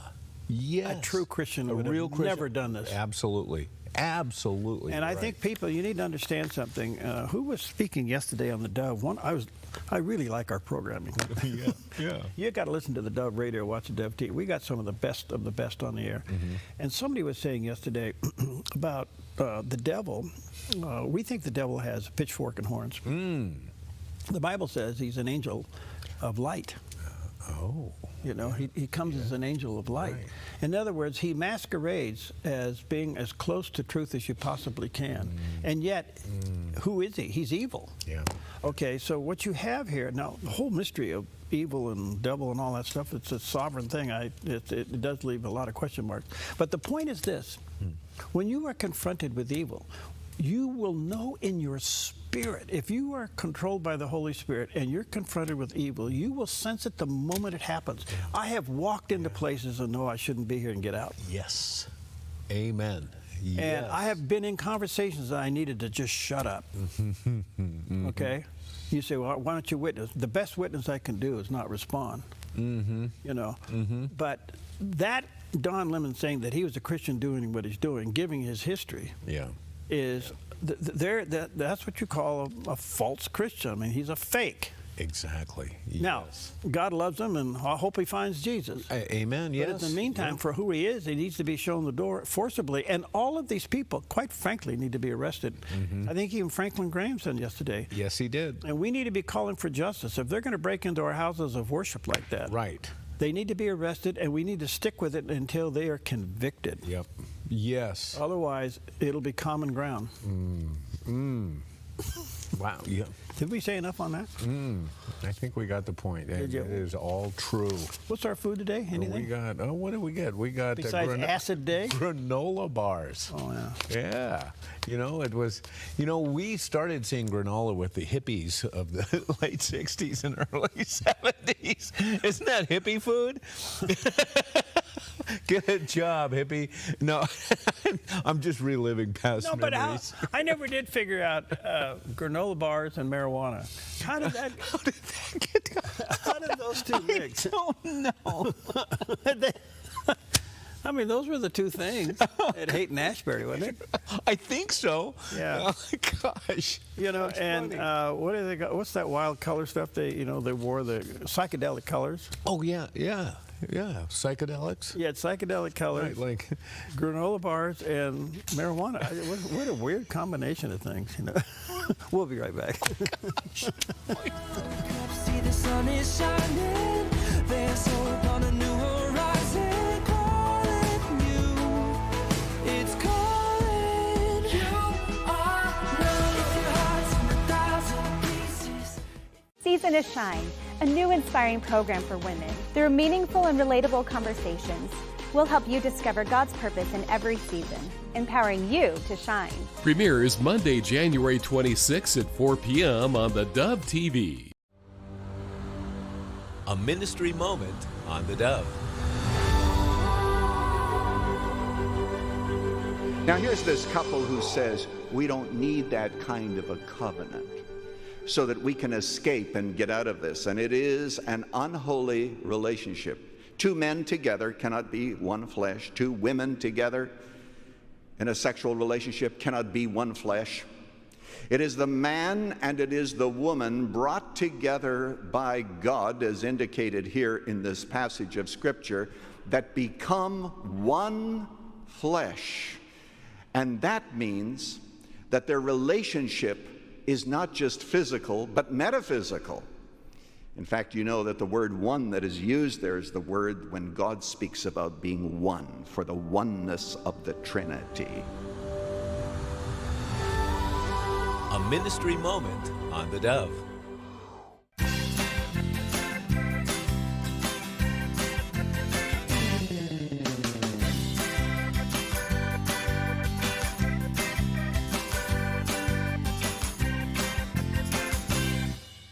Hi, I'm the SOS Alarm guy, here to tell you about a great deal. SOS Alarm will not only beat any internet deal, but will install the system too. So burglars, beware. SOS Alarm for security and beyond. Applegate River Golf and RV Resort, a pristine 9-hole course alongside the Applegate River. Their clubhouse offers a golf simulator experience. The RV resort is adjacent to the golf course with convenient pull-through parking. Applegate River Golf and RV Resort. Information at applegateRV.com. Okay, welcome back. Happy Wednesday. And we just witnessed an amazing speech in so many ways. I mean, like or dislike President Trump, he gave a historic speech there at Davos. And now he's he's finishing up the news conference and probably heading back. Was that speech mostly off teleprompter? Was any part of it prepared, do you think? Yes, yeah. You kept, interesting you'd say that because I was watching that pretty close. Uh-huh. You know how he gets off on side roads? Yes. He gets over here in the weeds quite a bit. Yeah. But he'll come back to the teleprompter, and he's working ways through. I'd like to know how his teleprompter is prepared. Is it word for word, or is it talking points? I wonder. And who does he trust to run it? You got to be pretty tuned into the president to be able to advance or stop that teleprompter. Well, given what happened to him at the UN. Oh, gosh, yeah. And given what happened to him and the First Lady going up the escalator. Yes. I mean, they've done everything but... Well, they've done everything to this guy. He even tried to kill him. Exactly. So the only thing I can say is he's still standing for a reason. I don't know. God only knows all that.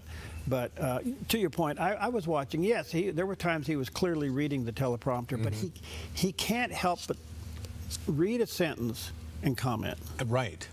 Read a sentence and comment. So it's probably written for a 28-minute speech. Okay. And ends up being 58 minutes. Right. And then when he goes off in the weeds, when he's on a side road and he starts talking about, numbers and stuff, he's got all the numbers. Okay. To his point, he did a little disrespectfully, but to his point, look at the contrast of President Biden being there and President Trump being there. Oh, yeah. And at his age, he's pushing 80 years old, and he's coming up with percentages and numbers and formulas. Right. And he's still very on top of business. Yeah. And I don't know what President Biden did. I mean, remember... he wandered away from the group, and they had to bring him back for the pictures. It was like, there's such a stark difference in I think the world saw the United States as a bank. Yeah. With low interest rate. With a weak bank president. Yeah. And so now all of a sudden the bills are coming due. Yeah. I mean, we're not going to float this anymore. Yeah. So anyway, we'll see how it all goes. In the meantime, the Middle East, very tenseful. By the way, did you? The Board of Peace.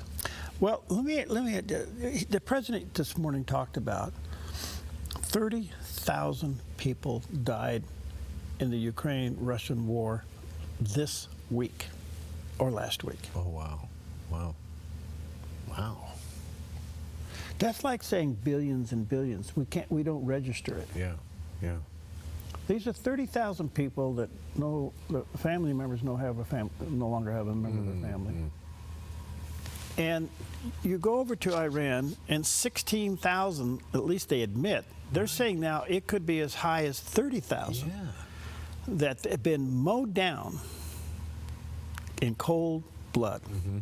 You talk about genocide. There it is. Yeah. And then they actually go into the hospital and kill the wounded. Right. Right. This is evil on steroids. Yeah. We need to wake up to this kind of stuff, Anyway, in the meantime, the tensions over Iran, now you got Syria and the Gaza and Hamas and all this stuff. It's still very stressful over there. So let's check in with CBN Newswatch and get caught up. This is CBN Newswatch. And we begin in the Middle East as President Trump considers military options against Iran. Fighting flare-ups again in Syria, and diplomacy intensifies over Gaza. Now, new questions are emerging about who will shape the next phase of Middle East peace. CBN's Joshua Swanson brings us the story from Jerusalem. President Donald Trump spoke directly with the president of Syria amid growing concerns over ISIS detainees, regional instability, and renewed fighting in the country's northeast. The president of Syria is working very, very hard. Strong guy, tough guy, pretty rough resume. But you're not going to put a choir boy in there and, get the job done. I spoke with him yesterday because we were talking about the prisons and, what was going on. We have some of the worst terrorists in the world in those prisons. Syria's government and the U.S.-backed Syrian Democratic Forces announced a new 4-day truce after a previous ceasefire collapsed. The two sides have been clashing for 2 weeks following a breakdown in negotiations over a plan to merge their two forces. The violence has raised alarms over thousands of ISIS detainees held in a prison camp in the region. It's unclear if some terrorists escaped when Kurdish forces withdrew their guards, and the U.S. is pressuring Syria to maintain security. Meanwhile, attention is turning back to Gaza. Israeli Prime Minister Benjamin Netanyahu confirmed receiving an invitation to join President Trump's proposed Board of Peace, but raised objections to other nations, including sponsors of Hamas. Turkish soldiers and the Qatari soldiers will not be in the Strip. We have a certain disagreement with our friends in the United States regarding the composition of the Advisory Council, as it's called, the Advisory Council that will accompany the process in Gaza. U.S. Special Envoy Steve Witkoff defended the effort. I think we have overwhelming support, overwhelming. Everybody believes that this is the pathway to bringing people together and being egalitarian about the decisions. The president wants to save lives, and this is going to be a very important platform. A signing ceremony for the Board of Peace is planned this week at the World Economic Forum in Davos. Qatar's Prime Minister Sheikh Mohammed bin Abdulrahman Al Thani confirmed his country's invitation. The region is still on edge as the Iranian regime continues its bloody crackdown on protesters. A U.S. carrier strike force continues to make its way to the Middle East, and President Trump is reportedly seeking military options from his advisors against Iran, including toppling the regime. In one of its strongest responses yet, Iran says it will fight back with everything we have. Joshua Swanson, CBN News, Jerusalem. Thanks, Joshua. Our CBN News Middle East Bureau Chief Chris Mitchell is with us now from Jerusalem. Chris, President Trump reportedly looking for decisive military options against Iran. What do we know about that so far? Well, Wendy, it looks like decisive options is kind of the motive operations for President Trump. He doesn't want a long campaign. So what can he do? He can hit regime targets. I talked to a military expert earlier today. He actually suggested the possibility of a naval blockade or even hit the oil facilities in Iran. That's Iran's economic lifeline. We do know that there are people in the region, Qatar in particular, trying to stop the attack. But right now, we just see all these assets, military assets in the region, the Abraham Lincoln, which should be in range in about 48 hours, perhaps. Also, the F-15s refueling planes as well. So it looks like it could be a decisive, military strike against the regime. We'll just see if it's enough, along with the protests internally, to topple the regime. And Chris, you attended a key defense briefing today in Israel. Tell us more about that. Well, it was the head of the Ministry of Defense Research and Development. We were down there in what's called a Kiryat, which is Israel's basically Pentagon. And they talked about the Iron Dome, the David Sling, the Arrow 3, 4, and 5. These are all the anti-missile layers of protection here in Israel. And one of the things he talked about is that they also, Israel, that is, wants to be a superpower in space. And so that is part of their research and development right now. He also talked, Wendy, about the Iron Beam. And this is it's almost like Star Wars, this laser that can shoot down. It already had been operational in the war against Hezbollah. It shut down 42 UAVs and drones. And that is going to be now put on various platforms, land, sea, and air, and they're working on the next generation. They also talked about how fast they work, Wendy. They work with startup companies, they work with the United States, but developed these weapon systems that really are almost science fiction, but they become science faction. He also made the point that since October 7th, believe it or not, there were 43,000 missiles, UAVs, and drones shot at Israel since October 7th. Just a massive assault, and that's the reason for the Iron Beam, Iron Dome, and all these anti-missile systems. All right, welcome back. Okay, we'll see what happens. 48 hours, huh? Yeah, about 48 hours out. Look out. Okay. All right, we'll keep an eye on that. 48 hours. That's usually how much he sleeps every day. Does the weather here. A look at our weather from Grange Co-op. A frosty morning for northern Oregon and southern Washington, then sunny and near 49 in Vancouver, and mostly sunny for Portland, Wilsonville, and McMinnville, with daytime highs in the mid to upper 40s and lows dipping into the upper 20s. Moving down the Willamette Valley with frost and some patchy freezing fog, then partly to mostly sunny with daytime high temperatures in the mid-40s for Salem, Albany, Corvallis, and Eugene. In central Oregon, cloudy in Prineville with a high near 46, partly sunny in Bend with a high near 41, and Sun River near 44 with lows in the mid-20s. Over in Boise, Idaho, patchy fog, otherwise mostly cloudy and near 31. Areas of patchy fog this morning along the Oregon coast and mostly cloudy with daytime high temperatures near 53 in Coos Bay, 55 for Port Orford and Brookings, and near 56 in Crescent City, California. In southern Oregon, patchy, dense freezing fog for the Rogue Valley, then mostly cloudy and near 43 in Grants Pass, 50 in Medford and near 54 in Ashland, mostly cloudy in Klamath Falls with a high near 47. Into northern California with cloudy to mostly cloudy skies and daytime highs in the low 50s around Wairika, near 63 in Redding and 58 in Chico, patchy fog in Sacramento, then cloudy in mid-50s. In the Bay Area, patchy fog, then cloudy and near 60 in Santa Rosa, cloudy and 60 in Napa, mostly cloudy in San Francisco with a high near 60, and today in San Jose, cloudy with a high near 65. It's a snapshot of your Wednesday weather from Grange Co-op. Beautiful day out there. Some high clouds, no fog. And, you know, Lord, just turn those clouds into some rain. Amen. We need some rain. Oh, gosh, yes. Oh, okay. Well, did you know there are only 2 states in the United States that grow coffee, and Oregon's not one of them? Okay, so one is Hawaii.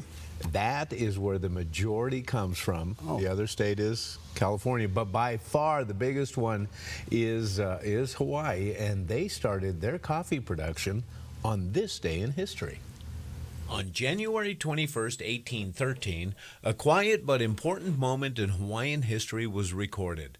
Spaniard Don Francisco de Paula y Marin, an advisor to King Kamehameha I, planted coffee in Hawaii, making the first known record of coffee cultivation in the islands. At the time, it was little more than an experiment introduced alongside other crops Marin was testing in Hawaii's rich volcanic soil. But that small planting would eventually grow into one of the most respected coffee industries in the world.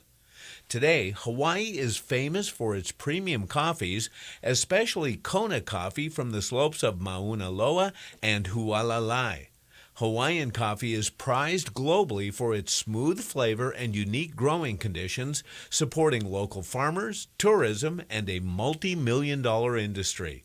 From a single planting in 1813 to coffee cups around the world, it's proof that big legacies often start with a single seed. And ooh, is it good? That Kona coffee, it's really nice. I was going to ask you that question. Yeah. You're a coffee snob. Okay. You and Steve Johnson. Right, yeah. Okay, can you taste the difference? Absolutely. Oh, yes. In fact, Blake blended up a couple for us. We have Ethiopian right now at home and Rwandan. And the beans are different. The whole makeup is different. They're much more delicate. The flavor is much lighter. Kona is similar in many respects, a little bit lighter bean, a little lighter flavor to it. And it's just with some hints of caramel to it. And oh, it's just so nice. Yeah. Did you just understand all that? Give me I can't Kona. even do that with ice cream, and I love it. You just did it with coffee. Yeah, but oh yeah, what would we do without Kona coffee? Now, I've been trying hard, and so far I'm into it 3 weeks. So it's a little bit of a confession here. What? Not to put any sugar in my coffee. How's it going? It's a little rough. Okay. All right. But I'm watching these commercials for the Nespresso. Oh, Nespresso. Oh, that is really good stuff. So it takes the bean, and I guess it creates a little crema. The crema on the top? Yeah. That's from the bean itself? Right, yes. And it's similar to like the, what's those individual Keurigs? It's similar to a Keurig, except the process is different because you do the individual cups, but when it comes out, it's got that richness, it's got that cream on the crema on the top, and oh my goodness, it's fresh and now, good. Don't they make an espresso where you can put like half and half for milk in it too? Well, you could if you wanted. That's not like sugar. That's not like. That's like that's like not the vanilla. Like a creamer. latte or something like that. Yeah, because that basically a latte is just coffee and milk. So right? if you go Steamed. to a Commonwealth country, they live on a thing called flat whites. Yeah, I hear about that stuff. What's a flat white? A flat white. Hey, I'm not the snob here. Come on, man. I think a flat white is like a latte. It's got milk in it. Okay. But it's brewed. I mean, if you go out, when Hal Short's here, we go. The first thing when Michael was just here. Okay. And they wanted to go where they could get a flat white, and the only one that they could find was the Malellos over there in Central Point. Oh, really? Sal's place. Yeah. So they actually had a flat white. A flat white. Okay. I think it's a form of a latte. All you snobs are going to be sending it to me here in a minute. I say that nicely. Anyways. Okay. Where was that going? Let's go to Jack Hibbs. Yeah. Here's a guy. He's wired up, and he's talking about the deity of Christ. Hey, everybody, listen, it's nothing new when people say Jesus is not God. I heard recently, I'm not going to mention his name. He's a famous podcast guy. He said he's not God. He was never God. He'll never be God. He wasn't even a prophet. And listen, this has been going on since the day Jesus was born. The fact of the matter is the Bible does teach that Jesus Christ is God. If you read your Old and New Testament, the full counsel of God, you will come to conclusions like this. That, for example, Micah chapter 5, verse 2 says that, behold, in Bethlehem, out of you he shall come forth to me, whose goings forth have been from of old, even everlasting. It's talking about the birth of the Messiah, the Anointed One, in the town of Bethlehem, who is eternal. That's Micah chapter 5, verse 2. But then Jesus in John chapter 8, Jesus says of himself that before Abraham ever was, I existed, and Abraham rejoiced when he saw my day, signifying that Jesus and Abraham at some point of his pre-incarnate age in Abraham's time met Christ, also referred to in all capital letters in the Bible, the Old Testament, as the angel of the Lord. The Pharisees understood that Jesus declared or proclaimed himself to be God when in John chapters 11, 12, and 13, there the Pharisees want to stone Jesus, and Jesus says, why do you want to stone me to death? And he said, because of the miracles? And they said, no, we don't want to kill you because of the miracles. We want to kill you because you have declared yourself to be God. Folks, listen, in the beginning was the Word was with God, and the Word was God. John chapter 1, beginning at verse 1. But all the way out to verse 14 says, and the Word became flesh and dwelt among us. So there's no getting away from Jesus Christ being deity. In fact, there is no salvation without believing that. That is one of the tenets of the Christian faith, of biblical revelation. That's why it is said of Christ, behold, in the volume of the book it is written of me. You might say, well, that's in Psalm 40. Yes, but the book of Hebrews quotes that Psalm 40 verse all about Jesus Christ, it says. And so, friends, listen, don't let somebody ruffle your feathers by saying, oh, Jesus wasn't really God. Yeah, he not only was really God, he has always been really God. The Bible makes it very clear, and all of this talk comes from people not reading the Bible from cover to cover. I'm going to just tell you straight up. You want to know the truth and be kept safe from lies? Read the Bible all the way through. Do that, and you'll do well. All right. Constantly. That's great. Constantly. Man. Constantly. He just sparked something in me. I thought about it. Do you realize that all the Old Testament people met Jesus before he was born? Never even considered that. Yeah. I never thought of that. I didn't either. Yeah. Abraham, Isaac, Isaiah, Jeremiah. Because Jesus isn't born until the second chapter, or until the book of Luke, second chapter of Luke in the New Testament. Exactly. Amazing. Never thought of that. Well, my brain's on tilt. How about yours? We'll take a quick break and recover. We'll be right back. Lord, it's now. Lord, it's now. We are desperate for you. Season to Shine, a new inspiring program for women. Through meaningful and relatable conversations, we'll help you discover God's purpose in every season, empowering you to shine. Premieres Monday, January 26 at 4 p.m. on theDove TV.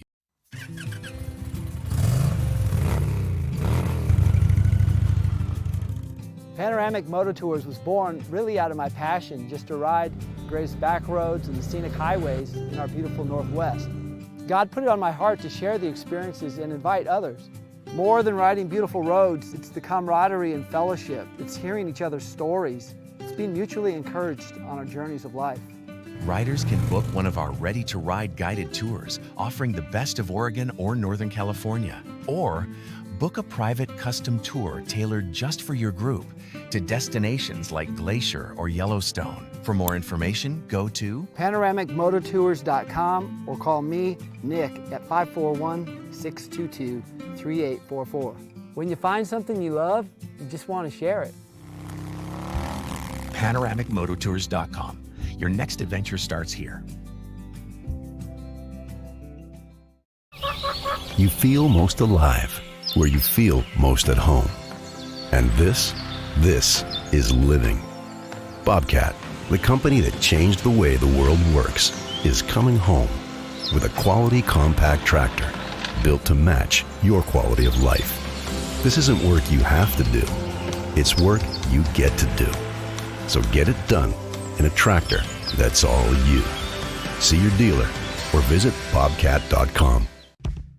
Your property demands equipment with more reliability, durability, and versatility built in. Kubota equipment is ready to get the job done right.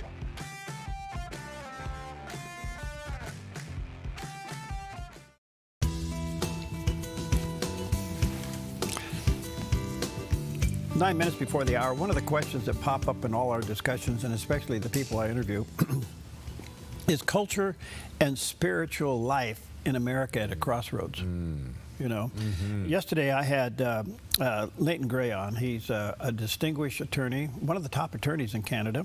Great guy, Christian. He's writing books like crazy, but his latest one, Lies, Laws, Liberties, is now available and I guess just jumping off the shelves, doing very, very well. So I asked him, I said, the Western civilization, is it at a crossroads when it comes to the culture and to spiritual values? And here's what he had to say.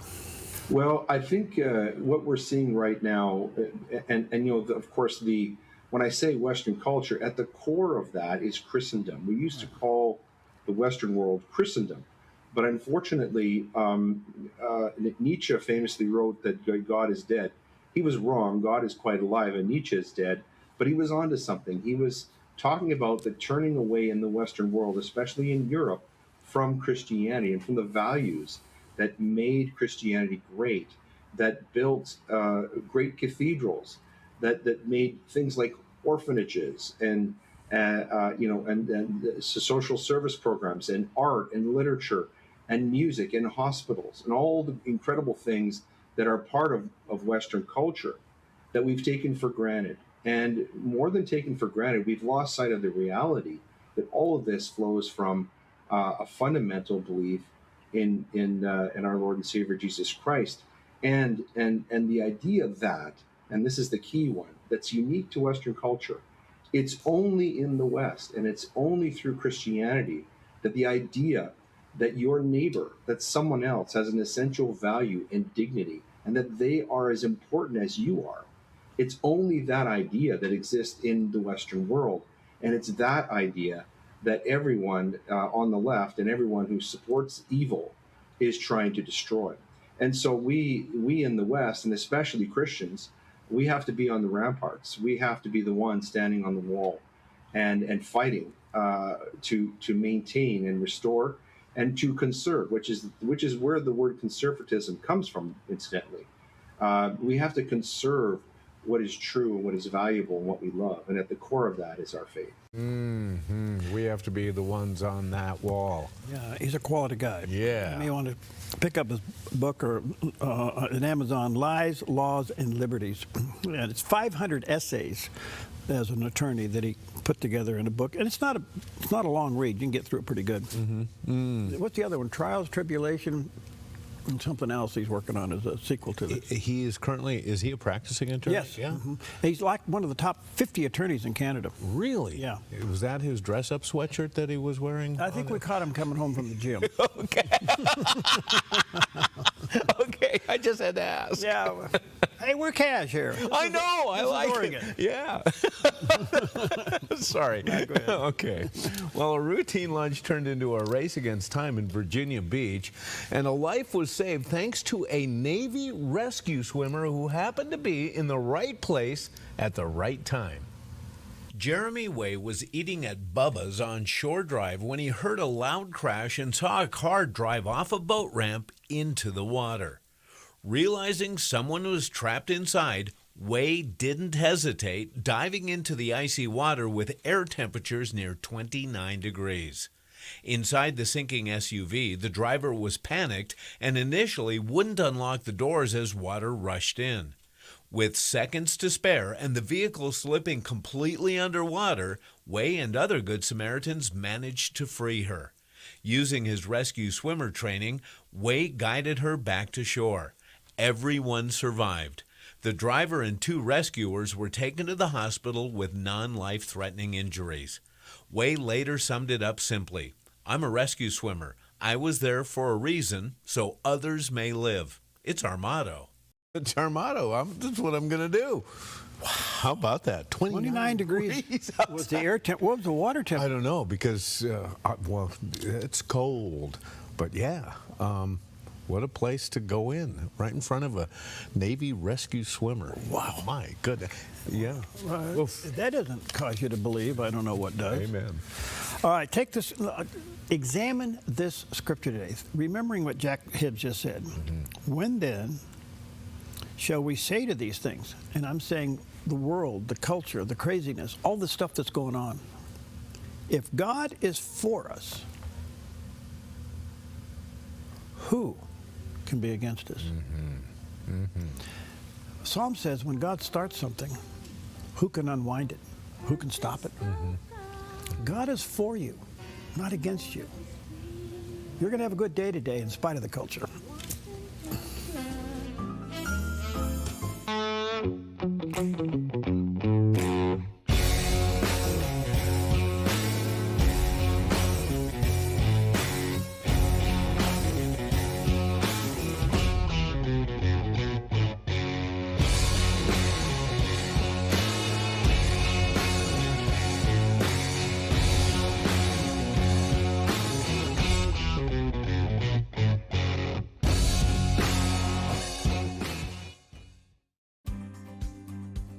Stewardship begins with the knowledge that nothing belongs to us, but everything belongs to the Lord. This helps us to run a business not in the fear of lack, but in the assurance of His care and provision. Such a perspective eliminates the drive to sell and replaces it with a heart that says serve. This begins with serving our clients and coworkers with integrity and genuine care. That's why at Kelly's, it's automotive service with a heart for God, and treating others as we ourselves would want to be treated. Our promise is to never sell our clients anything we don't believe they need. Another is to do all we can to meet other needs, such as shuttle service and loaner cars, or taking the time to really listen, even at times praying with our customers. Sometimes this means sacrifice, going above and beyond, but that's why I work for Kelly's Automotive Service, honoring God while serving people with honesty and integrity. Welcome to Fish Lake Resort, where adventure is everywhere, and everyone is your friend. The fishing is great, and the food is tasty. The RV sites are full hookup, and the cabins are cozy. It's always a good time at Fish Lake Resort, and the best part is, you can come visit any day of the year because we are open all year, 7 days a week. Visit fishlakeresort.net today to learn more and plan your visit. They're fun-loving twins. They love God, hunting, and pranking each other. Join the Hamptons for outdoor adventure every weekend on Twin Factor. Brought to you by Black Flag Armory in Medford and Grants Pass. Truly excellent service. Finding that next great series to binge watch is fun, but your neck, shoulders, and body don't count that as me time.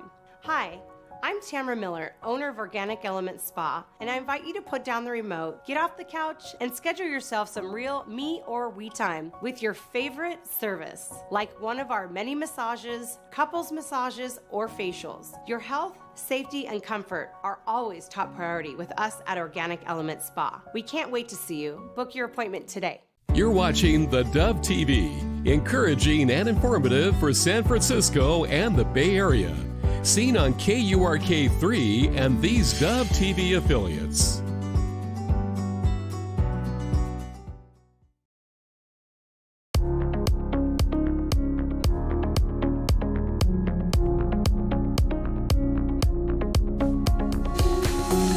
Well, welcome to Focus Today. I'm your host, Perry Atkinson. Always delighted when we have time to sit down with our good friend, Dan Perkins. Yep, he's a political commentator. He is the host of What's on My Mind podcast, a very popular podcast out there. He's an author of quite a few books, and in particular, his historic romance series called Sad Eyes. And you might want to read that. He has a couple of websites you can check out, danperkins.guru or songsandstoriesforsoldiers.us. And that's he has an amazing outreach ministry to veterans that he's been doing for years. So anyway, it's always a joy to have him. Brother Dan, good to see you, friend. How are you? I'm fine, thank you. And yourself? Hey, doing great. It's always fun to have you around. You never know what you're going to say. You're kind of like Trump. I just don't know what you're going to do. I don't know what I'm going to say either. Did you watch the speech? Did you watch the speech about an hour ago? No, I did not. I'm sorry. I was doing some other things. But, okay. Well, I saw some clips of it. Yeah, I'll let you watch it and come up with your own comments. But basically, I think it's a precursor of the State of the Union address coming our way. But he was very, very, very clear. And I'll just say this as a little bit of a 30,000-foot review. He basically told everybody in that room, if it wasn't for the United States, most of you wouldn't be healthy. And all we're asking is, we're trying to balance the books here. We've given you everything, and we've got nothing in return. And we want Greenland strategically for national security and, quite frankly, Northern Hemisphere security, not only for the United States, for Canada. And he made his case. He made it very forcefully and very strong. What do you think about the Trump's Greenland push? Well, I think it's an important issue. The bottom line, in my opinion, isn't being talked about very much in the mainstream media, and for that matter, the conservative media.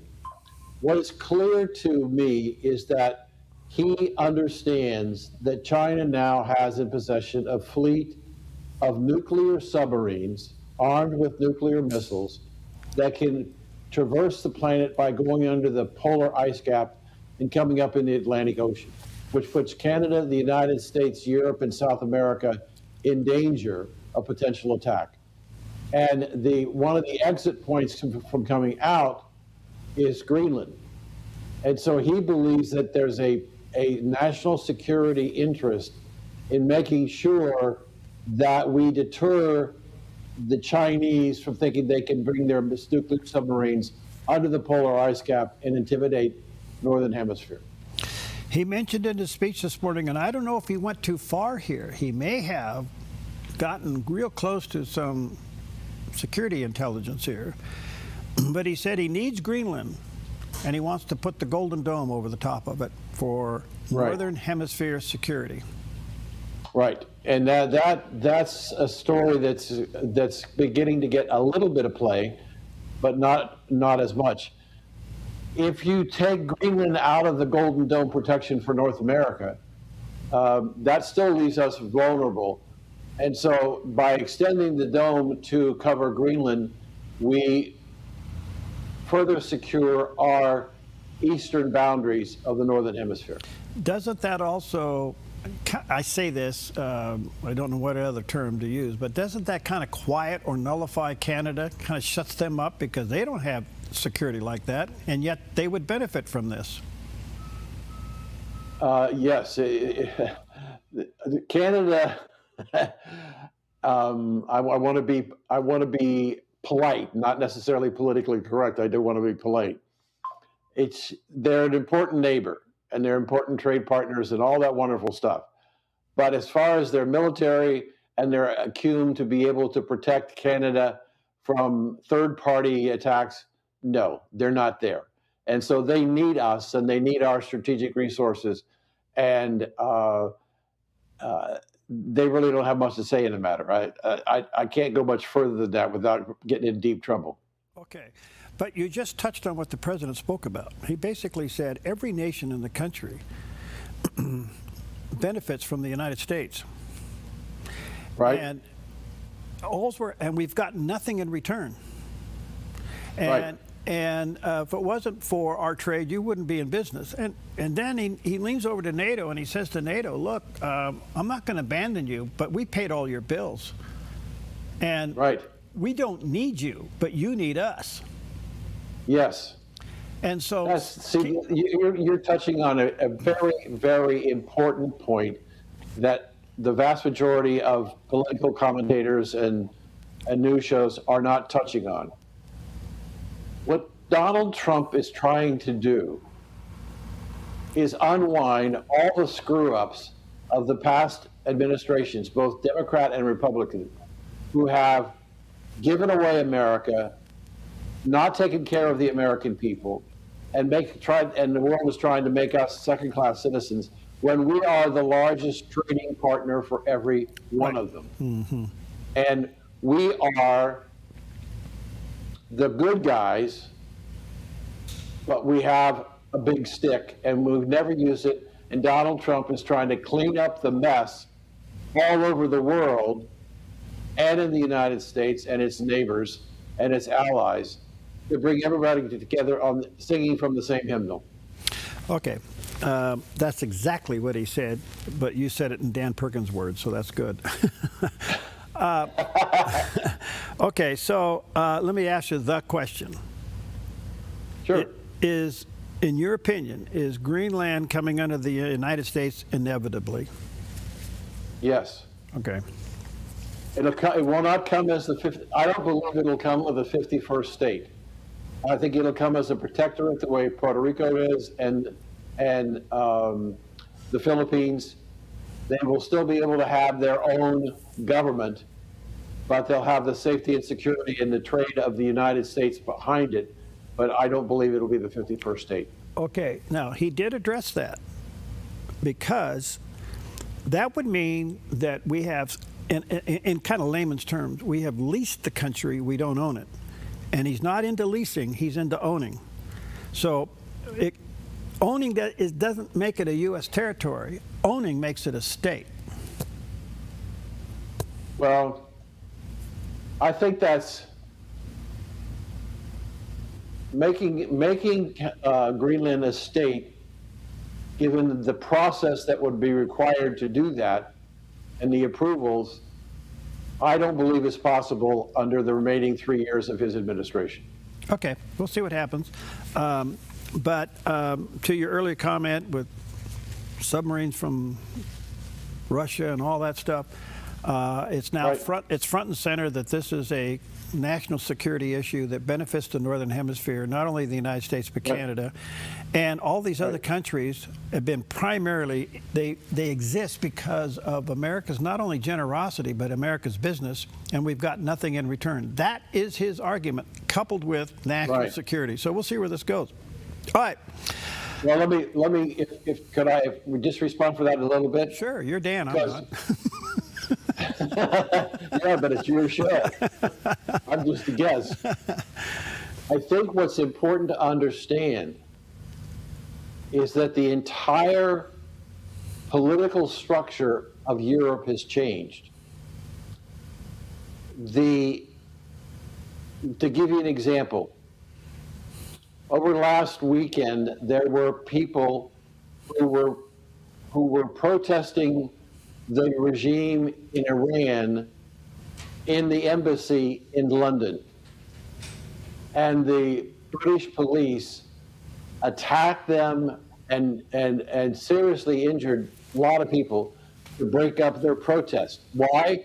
Because the Islamic people are now moving closer and closer to controlling almost every government in Europe. And so while Trump is talking to the, quote, leaders, the real leaders, which are the Muslims who are getting more and more control of every country, including England, don't have the same relationship with Donald Trump. In fact, they hate Donald Trump. The Ayatollah wants to kill Donald Trump.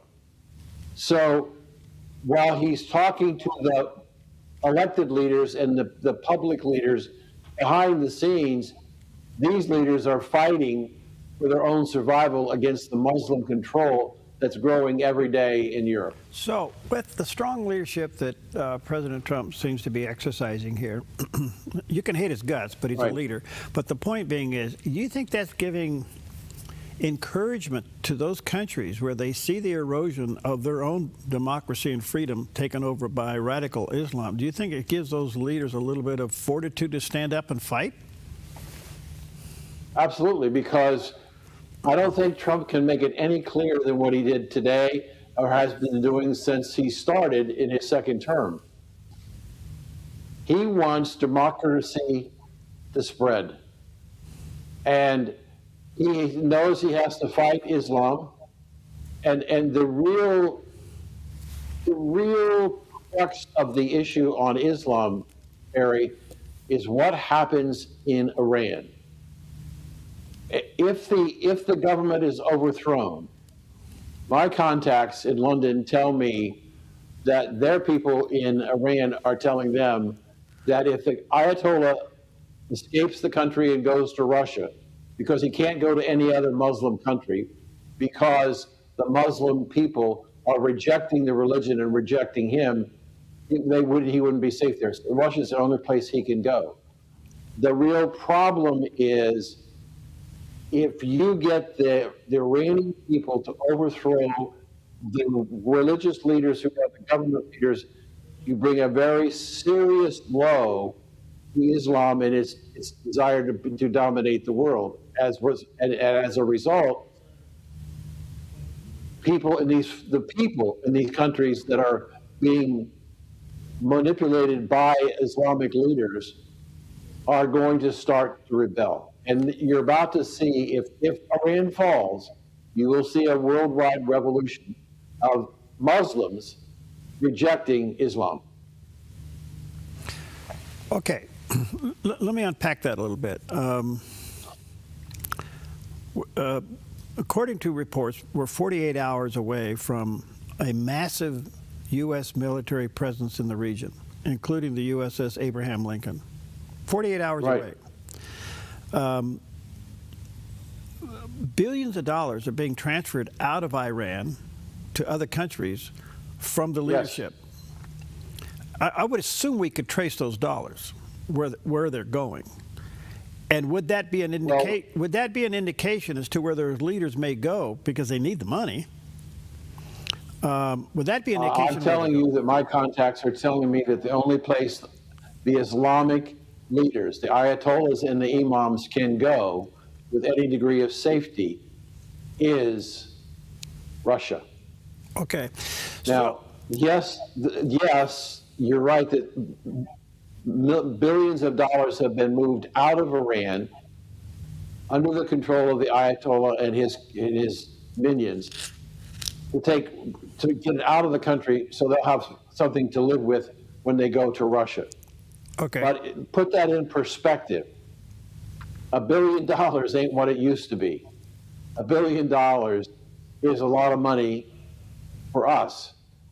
But if you look at the inflation in Iran at 42%, the amount of currency necessary to buy $1 billion worth of dollars would bankrupt the country. I mean, it's unbelievable that the currency has depleted almost 50% in the last 3 months. Okay. There's a lot of challenges there. No, you're making good sense. Excuse me for stepping on you. I want to get two questions in real quick before break. Question number one, do we use military action, or does the leadership fall first?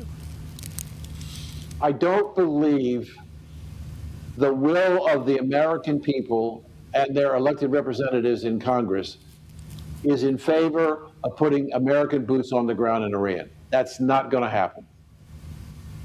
But I don't believe it's necessary. What's devastating to me, sir, is up until about last Friday, we had certain numbers as the number of people killed and wounded, and they were blown apart over the weekend. 16,500 people have been murdered, shot by the government forces. Over 360,000 people have been wounded or injured. I don't believe those numbers reflect the total carnage that's taking place in that country. So it really is a terrible situation. There's a couple of things we can't do. We can't have the Israelis send drones and attack the oil infrastructure in Iran.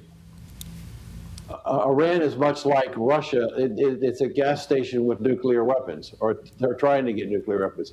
Without the revenue flowing, and that's why they were part of the cabal with Venezuela and Russia that was floating these phantom tankers all over the world, selling about 17% of the oil market in the black market to generate revenue for Iran and for Venezuela and for the government in Russia. Venezuela is now under our control. We're selling the oil, not Venezuela. And I think what they have to go in and the air power, the drones and whatever that they want to use, the air power from the United States and Israel, will go after military targets to degrade their ability to continue to kill their citizens. All right, let me take a quick break. Check out Dan's website, danperkins.guru. Support his outreach to veterans. It's an outstanding opportunity. Songs and Stories for Soldiers.us. And check out his podcast, What's on My Mind. And when he's not sleeping, he's writing romance novels called Sad Eyes. There's a picture of the book. We'll be right back. Season to Shine, a new inspiring program for women. Through meaningful and relatable conversations, we'll help you discover God's purpose in every season, empowering you to shine. Premieres Monday, January 26 at 4 p.m. on theDove TV. A ministry moment on the Dove.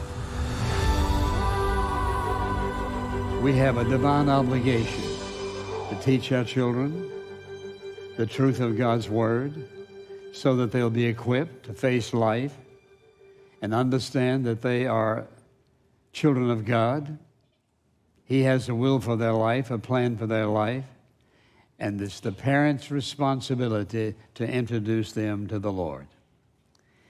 And every following generation has the same responsibility. We have a responsibility to teach our sons and daughters. Our sons and daughters have the responsibility to teach their sons and daughters. And they have the responsibility to teach their sons and daughters. And no place in the Bible does it say we can have a generation gap when it comes to teaching the Word of God. A ministry moment on the Dove. I'm Susanna, and I contracted KA Designs to do custom cabinets throughout my house. We chose a really beautiful maple wood that really creates like a nice airy space. Everything was custom, and it was really cool because I got to literally see it come to life in person. We love to entertain, and we have a large family, so everything came together perfectly, exactly what I wanted. I highly suggest KA Designs if you're looking to design your dream house. Go check them out in their showroom. You will not be disappointed.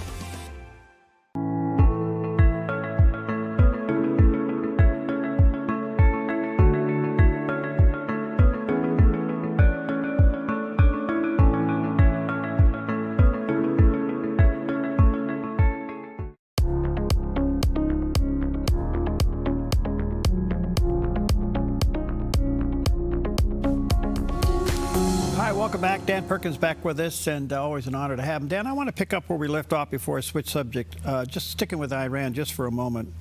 Sure. Okay, so apparently a very strong military presence is 48 hours away, which has got to be the ultimate intimidation. And we watched in Venezuela where they didn't touch anything but the leadership. Right. Isn't that proof we could do that in Iran? I think that that's a very good question. What we did in Venezuela, we identified that the unelected president was not only a dictator, but he was in bed with the narco-terrorists and the cabal of drug runners all over the country. He was a strongman type of situation. So taking him out weakened the infrastructure. Keep in mind that Venezuela is not an easy thing. Even though he's gone, and even though we've gotten 50 million barrels of oil in 4 days, there's a lot of work to be done there to stabilize the economy and stabilize the country, and trying to get these people fed and give them power and all kinds of things. So it's different. In Iran, we have shortage of water, shortage of power, and inflation that's outrageous. Yeah. The government decided they were going to help with inflation by giving everybody $7 a month. Yeah. I don't think that'll go very far. But the infrastructure in Iran is much different because of the religious or quasi-religious community between the Ayatollahs and the imams in the whole country. One last question there. This is hypothetical, but let's say the leadership leaves. They just pack up and go. Yes. What's stopping another Islamic country from coming in and taking it over? America. Okay. The Abraham Lincoln. Okay. I mean, how ironic that we're trying to set the Iranian people free, and we're waiting on an aircraft carrier named after the president who emancipated the slaves in America. Well said. Well said. All right, I only got a few moments left. Quickly, what's your take on the mess in Minnesota? Not only the weekend disturbance of a church service, but it looks like the governor and the mayors are now being subpoenaed to testify. This is getting worse, not better. And the governor, Walz, is saying to the president, come on up and take a look and see what's going on up here. I don't know what you think about that, but Minnesota is a mess. I think a lot about it. What do you think? I have to tell you, I have not been as angry as I am right now about the fact that we have hired thugs who break into the church and accuse with no evidence the pastor of the parish as being an ICE operative. When I saw that, I was enraged, but I went back and I went to my history books and my history stuff online, and let me tell you, if you do a simple research on Google or wherever you want, Wikipedia, and you ask about what were the tactics of the Nazis in World War II relative to Protestant and Catholic churches, they took them over. They closed them down. They burned them down. They arrested the pastors. They drove people out of the churches. Why? Because they wanted to get rid of God and religion in the state of Germany and replace it with the government. Well, I suggest to you, sir, that's exactly what's going on with the left in this country today.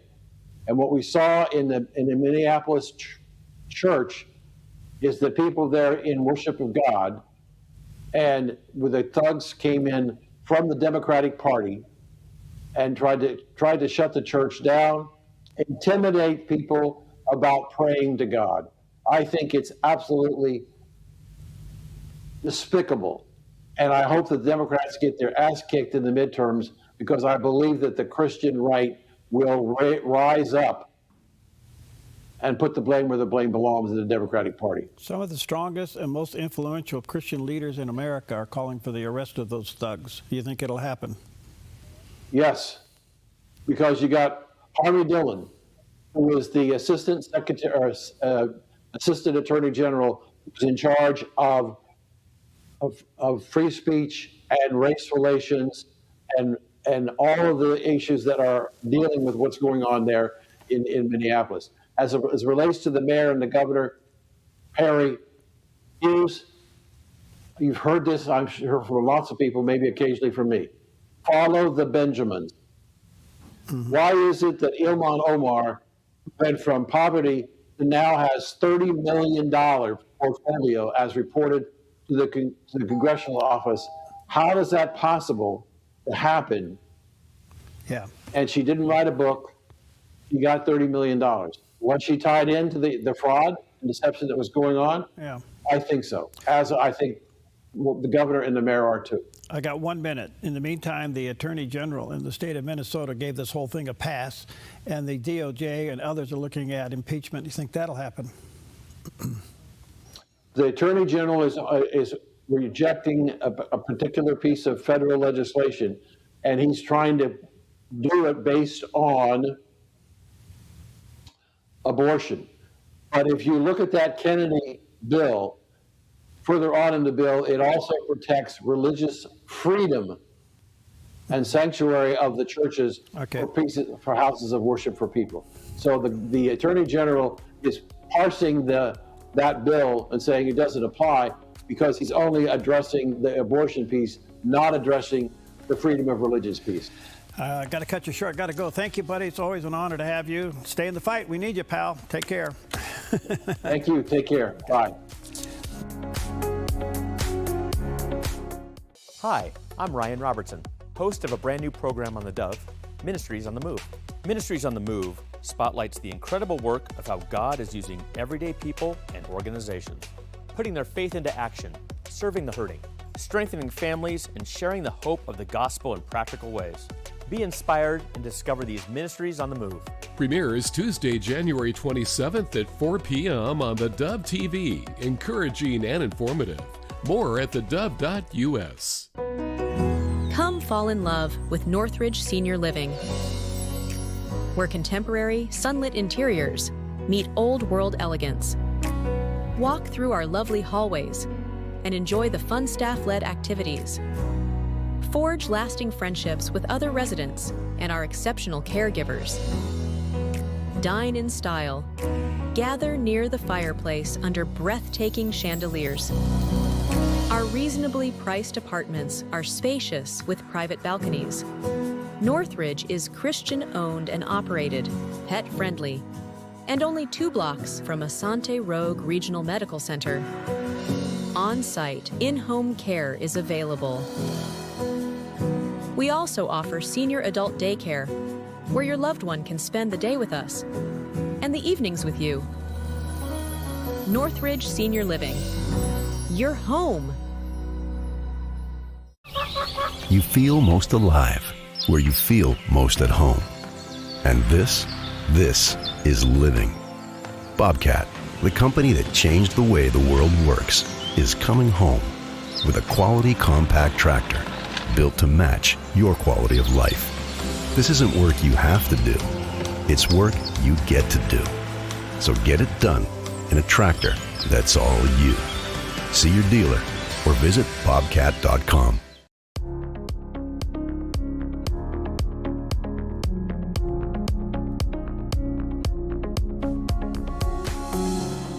Welcome to Focus Today. I'm your host, Perry Atkinson. And of course, the economy continues to be one of the headline stories of the news constantly these days. Is it on the upswing? Should we look at it cautiously? Is it not going to materialize? Are all these tariffs and trade things working or not working? Well, I'm really honored to have with us today Mark Minella. He's the host of the Financial Issues Stewardship Ministries. If you remember, he's carrying on the mission that the late Dan Celia founded about 28 years ago. And Dan was a good friend of the Dove. We so much loved him and for his ministry. Mark also brings over 35 years of experience helping individuals invest with biblical integrity. He founded one of the first investing advisories dedicated to biblically responsible investing principles, co-founded the National Association of Christian Financial Consultants, and created what they call the CFCA designation, the first faith-based professional designation in the industry. By the way, you can go to financialissues.org, and there's a picture of the landing page, financialissues.org. Mark, what an honor to have you, sir. Good to see you. Well, thank you for having me. It is an honor to be here. Well, we miss Dan, and we loved him and loved his ministry, and I'm so glad you're there to carry on the mission. Well, thank you. It's big shoes to fill, and Dan was a leader in the industry, helping everybody to understand the importance of finance and their relationship with Christ through their finances, not despite of it. Yeah. Well, let's start with the big picture. What's your 30,000-foot view of the economy these days? Well, it's really interesting. Just recently, there's been several articles that just hit me as, even though they were positive on what was going on, they had to swing it in a way that maybe things aren't right. And I thought about it, and I thought, here's an administration that has been in just 1 year. Just 1 year. I know it's hard to believe with everything that has gotten done, but they've only been in 1 year. And in that period, they had to stop an economy that was sinking, like a sinking ship, one that was dead in the water, and stop that from sinking, shore it up, rebuild the engines, rebuild the infrastructure, do all this kind of thing that is necessary to turn a ship around that's dead in the water and sinking. And that's what they've been working on. And yet, in this 1 year, if we look at the things that occurred, it seems like it's been 4 to 8 years worth of work that's been done. So I'm very positive on where we're at in the economy. I wish we were further? Of course, we all hope that we can get there faster, but there's only so much you can do in so little a time. And this administration has done more than any administration I've ever seen, positively and in the right direction. And I think that's reflected in the numbers, actually. So, Mark, how bad was it? How bad was what he inherited? Perry, some people are going to take this as sensationalism, but I really believe we were on the edge of the cliff. I think we were on the just about to lose our country. Our economy was collapsing. If you look at what happened during the Biden administration, we actually had negative wage growth, true negative wage growth, not just the wage growth, but wage growth minus the inflation. We had negative wage growth in the household by 1.9%, almost 2%. Think about that. Over those 4 years, the average household lost spending ability of 2%. The prior 4 years when Trump was in, we actually had positive growth in the average household. And just this 1 year that we had Trump in and this administration in, we've had positive wage growth per household. So I really believe we were on the cusp of losing our nation, our economy collapsing, the dollar going away as the world currency for trade. It was right there. The cavalry came in at the last minute, actually. Okay, so let's unpack this a little bit. In addition to all of that, our trade deficit was killing us, and our current deficit could kill us. How are you balancing those two? Yeah, our trade deficit was killing us. When you ship all your manufacturing overseas, when you move everything overseas, you start losing it. We become just a consumer economy, not consumer being a good part of it. Well, we don't have to balance anything because we're seeing the numbers come down dramatically, almost 50%. Our trade deficit has reduced substantially over this first year alone, and that's incredible. I think part of that, Perry, is because, one, the American First agenda is working in the sense that we are starting to develop the manufacturing and bringing home all the critical manufacturing needed to keep our economy stable and to be able to build all the essential products that we need to protect ourselves and not rely on our enemies for, like chips and the weaponry and everything we need to stay strong in this world. So we're seeing great progress. And that's the thing I think most people are missing. They come out with one number, like I think they said unemployment was 4.5% recently. That's that doesn't sound good or bad. By the way, that's the norm. That's the average for, I mean, the average is actually above 5%, but the norm is around 4.5% for the US.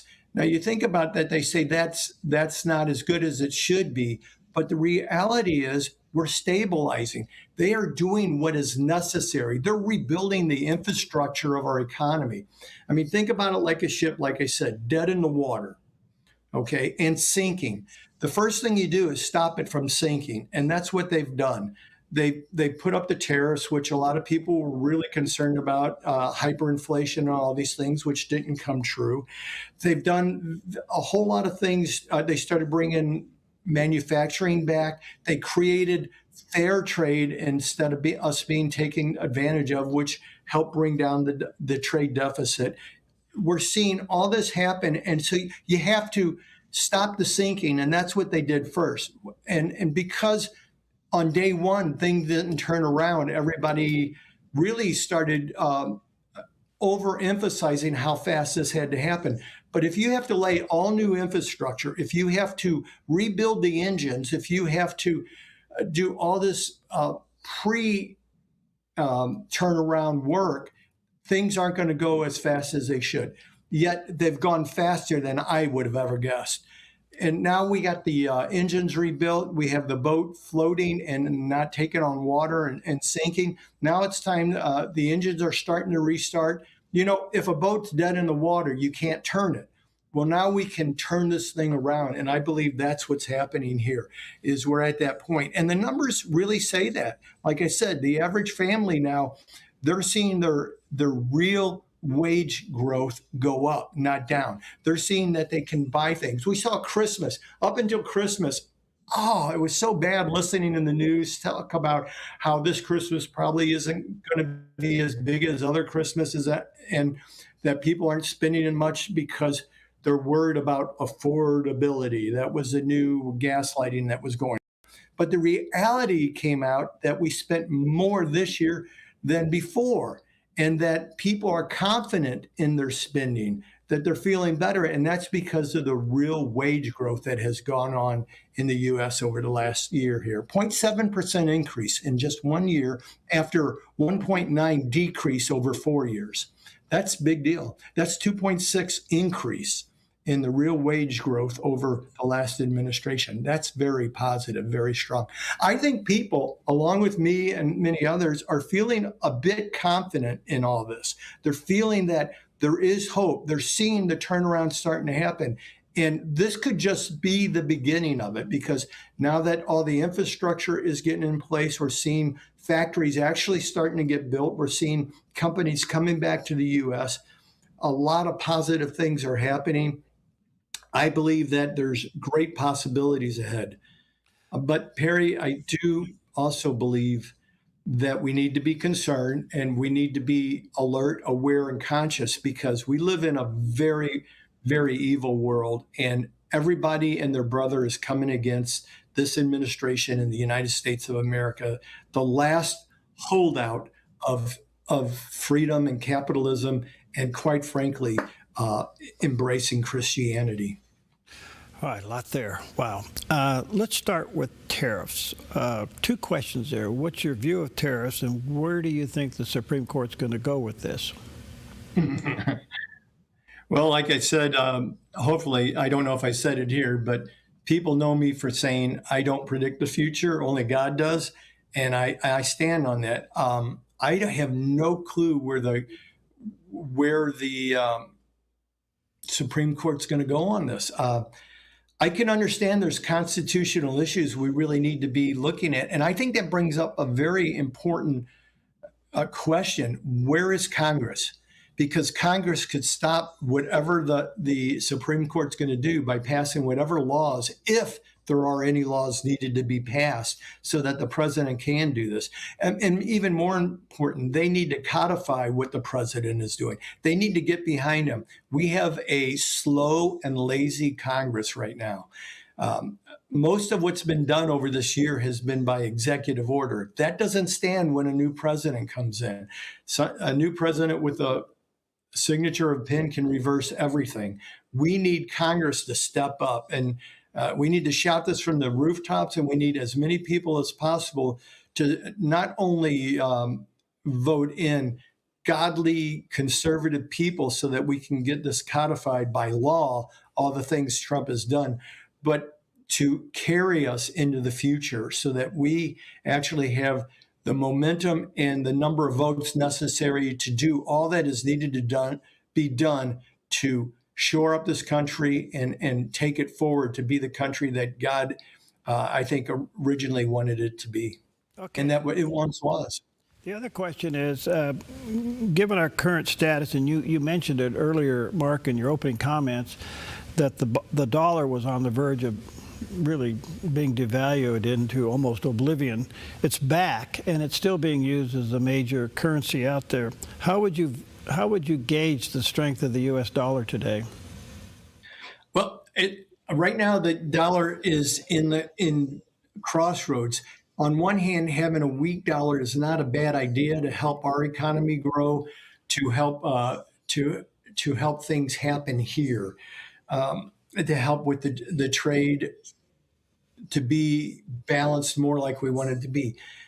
On the other hand, a weak dollar throughout the world might eventually cause some problems. But here's what I believe we really need to be looking at on this. Everybody's talking about trade deficit, tariffs, and all that kind of stuff. All those are one or two levers that we have to play. But there's another lever, and that lever is in very negative territory. That's the U.S. debt. I know some people just blow it off and say it really doesn't matter, but the reality is God warns us about debt all through the Bible. I take God's warning seriously, and this debt in the United States has grown to a point to where it's what did I read? I think I just saw that the interest alone is one of the biggest parts of our budget, just paying the interest on our debt. That alone should scare us. If anything takes this country down, it's going to be our debt. So hopefully the next lever we start seeing this administration play with is a reduction in our debt. If we don't see that, we need to be very concerned, because that would destroy the dollar. When people lose faith, if it gets to the point that we can't pay the interest on our debt and we start defaulting in any way, or even people think we might, that'll cause the dollar collapse. That could cause hyperinflation. Those are the things we really need to be looking at. So I believe the debt is essential. Bringing this debt down to manageable at the very least is the most important thing we could be doing now as our next steps. So that obviously provokes the next question, is how do we do that? I mean, if the economy is heading into a very strong season, is the surplus cash flow there to pay down the debt? Yeah, there's only very few people who know if it really is there. I don't trust government numbers even of this administration, because the deep state is still there. The numbers are manipulated. First of all, a lot of the numbers aren't very impressive anyway. When you survey 60,000 households out of 3 million households, that number's too small for the unemployment and the employment numbers. The sources of the numbers are weak, and then the manipulation of them on top of that is weak. That's why we have to update those numbers a month afterwards and another month after that, and then we see a quarterly revision even after that, is because unfortunately I think the economic numbers are more political than they are real. But let's get back to your question. How do we reduce the deficit? By reducing the spending. Bottom line, how do we reduce our debt? Reduce the spending. Well, I think DOGE had a great idea. Let's start cutting everything that doesn't make America great. Let's get rid of fraud, outright fraud. There's estimate that outright fraud is 50% of our budget. If we just got rid of the fraud, like up in Minneapolis, and I believe that's state or that's countrywide, that kind of fraud. If we got rid of that kind of fraud, we'd reduce our spending or the money needed for our budget substantially, and then those surpluses could go to start reducing our debt. We also need to be bringing the interest rates down. Some people say, well, that's artificial if you bring them down. Well, it's artificial that they went up. Let's artificially bring them down. So when we refinance the national debt, we don't do it at 6%. We do it at 1 or 2 or 3% instead. That alone would bring more money, free up more money to be paying down on our debt. Let's stop this craziness of Congress not doing their job and giving us a balanced budget and getting it beforehand so we just don't have to do a reconciliation bill and move it all forward. Let's actually take every item and make it happen. Let's hold Congress, let's hold their feet to the fire. Let's make the House of Representatives off their bottoms and get the work done that we elected them to. I am more worried about our Congress than anything else at this time, and their lack of participation in this recovery. I think we need to really push on them more than anything else. All right, let me take a quick break here. Check out Mark's website, financialissues.org. So glad he's there and carrying on. Biblically responsible investing for God's kingdom. Right there at financialissues.org. We'll take a quick break. We'll be right back.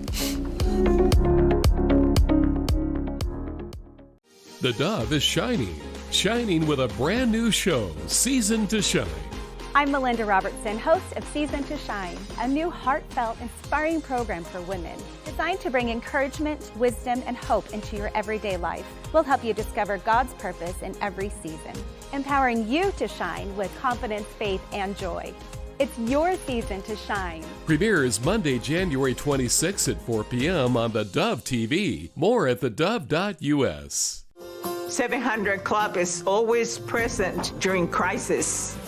When people need medical care, their needs are going to be met by CBN. I was seeing the impact it was making on the people. It just really moved my heart with compassion. When you're blessed, you're supposed to bless others. We were really interested in what 700 Club was doing, and it touched our hearts. Watch the 700 Club weekdays at 11 on the Dove TV. Hi, I'm the SOS Alarm guy, here to tell you about a great deal. SOS Alarm will not only beat any internet deal, but will install the system too. So burglars, beware. SOS Alarm for security and beyond. At Sweet Tea Express, we've got you covered. Order at the counter and our friendly service staff will do the rest. Breakfast served daily until 2 p.m. Breakfast burritos, biscuits and gravy, skillets, omelets, and more. Sweet Tea Express. Don't get caught hungry. At Kelly's Automotive Service, being good stewards of what God has entrusted to us is at the core of our business. We believe what we do matters. Every interaction, every transaction is another opportunity to bring Christ's values into the marketplace. If you're a technician who wants to be part of something bigger, or just looking for a new shop to bring your vehicle, we would love to meet you. We're Kelly's Automotive Service, where we service your vehicle but take care of you.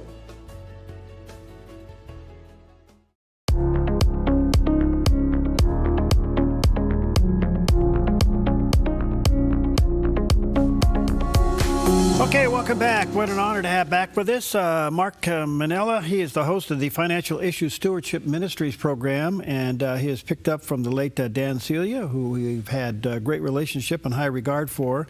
A lot going on there. Check out his website, financialissues.org, and there's the picture of their landing page. Very good. Mark, so much time, so much to talk about, so little time. You've said consumer spending remains strong, and that possibly AI-driven investment is adding to the momentum. Explain that. Well, when I say AI-driven investments adding to the momentum, when we see stocks returning 100% return or more a year, that's kind of crazy, 60 to 100%. Well, we're entering a new economy here where AI isn't all it's about, but we're entering a technological economy. And because of that, we're seeing a turnover in the type of jobs and the type of things we need. That's why I believe we're seeing the importance of bringing back chip manufacturing to the U.S., not only for security reasons, but everything in our life is going to have a chip in it that if it doesn't already, I think even tennis shoes will end up with a chip in them pretty soon.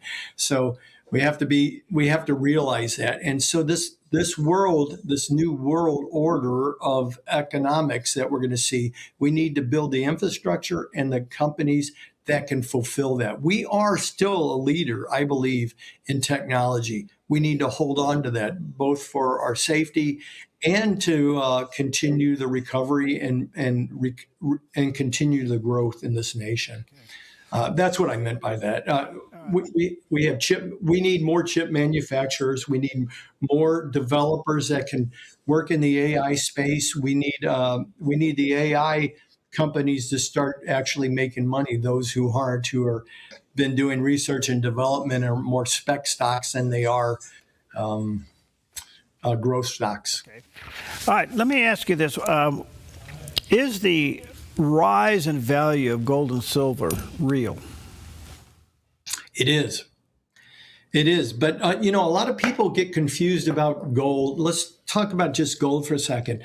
Oftentimes on my show, people call in and say, hey, I'm buying a whole bunch of gold, and they get way overweighted in gold. And they say, because we've heard that it helps protect us against inflation. And this was more during the Biden years and otherwise. And I can understand the fear and the reason for doing this.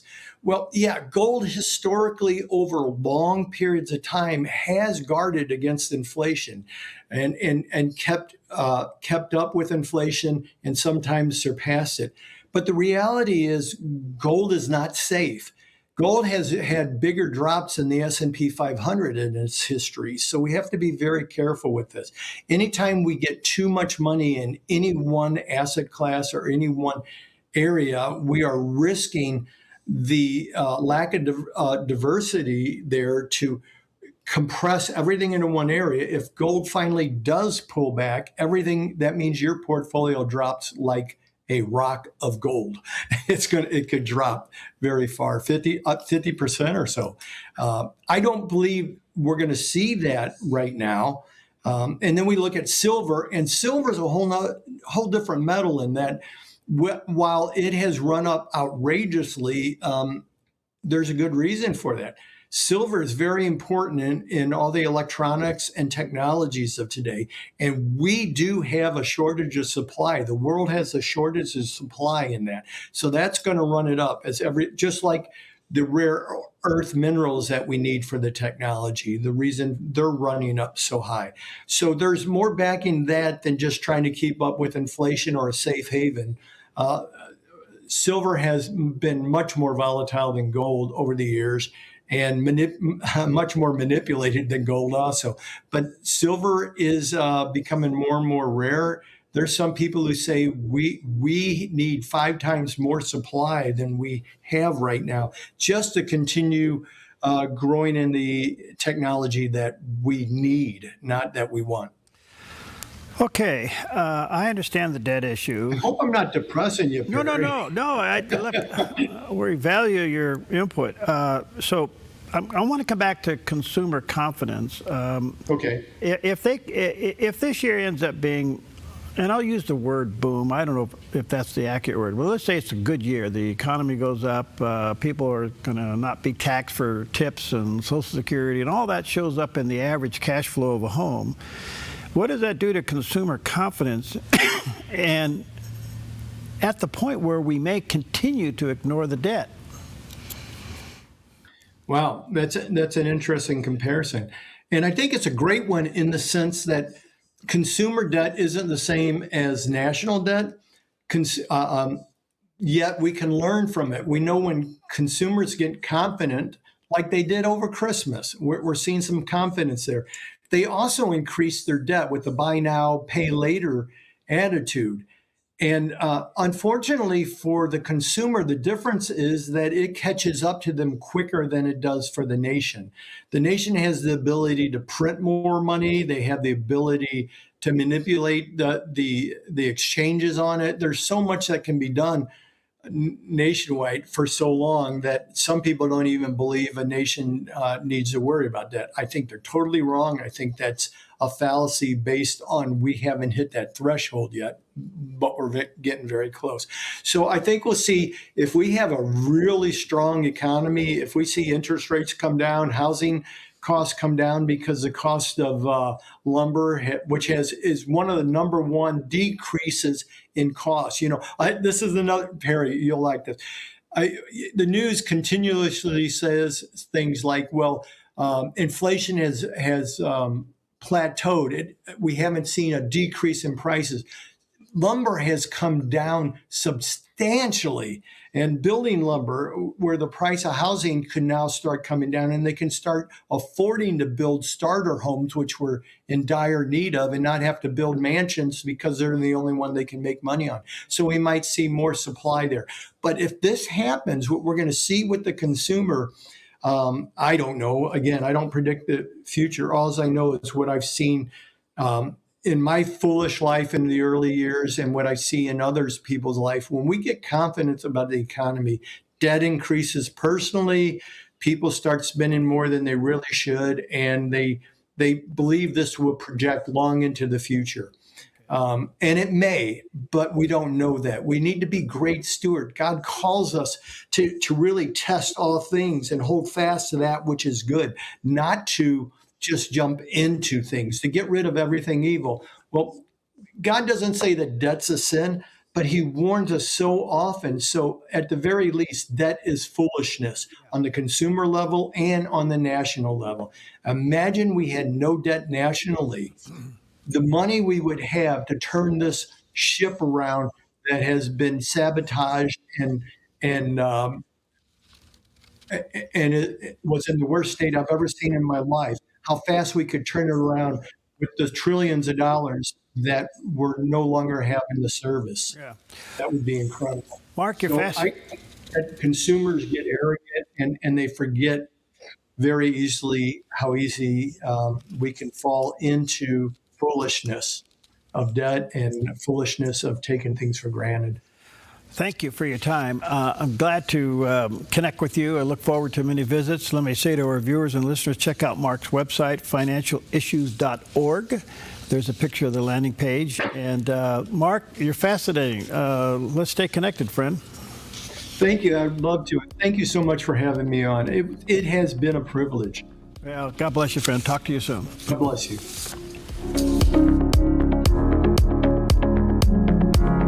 Here's a recipe for a great morning. Get plenty of rest. Spend quality time with God. Have a good breakfast. Then add a generous helping of Perry, Jerry, and Mornings on the Dove. They'll get you ready for the day with encouragement and information. Good morning to you. Happy Monday. Here we are. Mixing in the latest news, weather to plan your day, an inspiring reminder from God's Word, baked with timely insights and discussions on today's headlines. Do you realize how many headlines are out there this morning? Oh, man. And of course, lots of laughs, fun, and encouragement they're famous for. That is no joke, Barry. That's not a joke. That's real. I've seen pictures of that. To bring you a smile before you start the day. Make Mornings on the Dove part of your morning recipe. Anyway, good morning to you. Weekday mornings from 6 to 8 a.m. only on the Dove TV and radio. Encouraging and informative. More at theDove.us.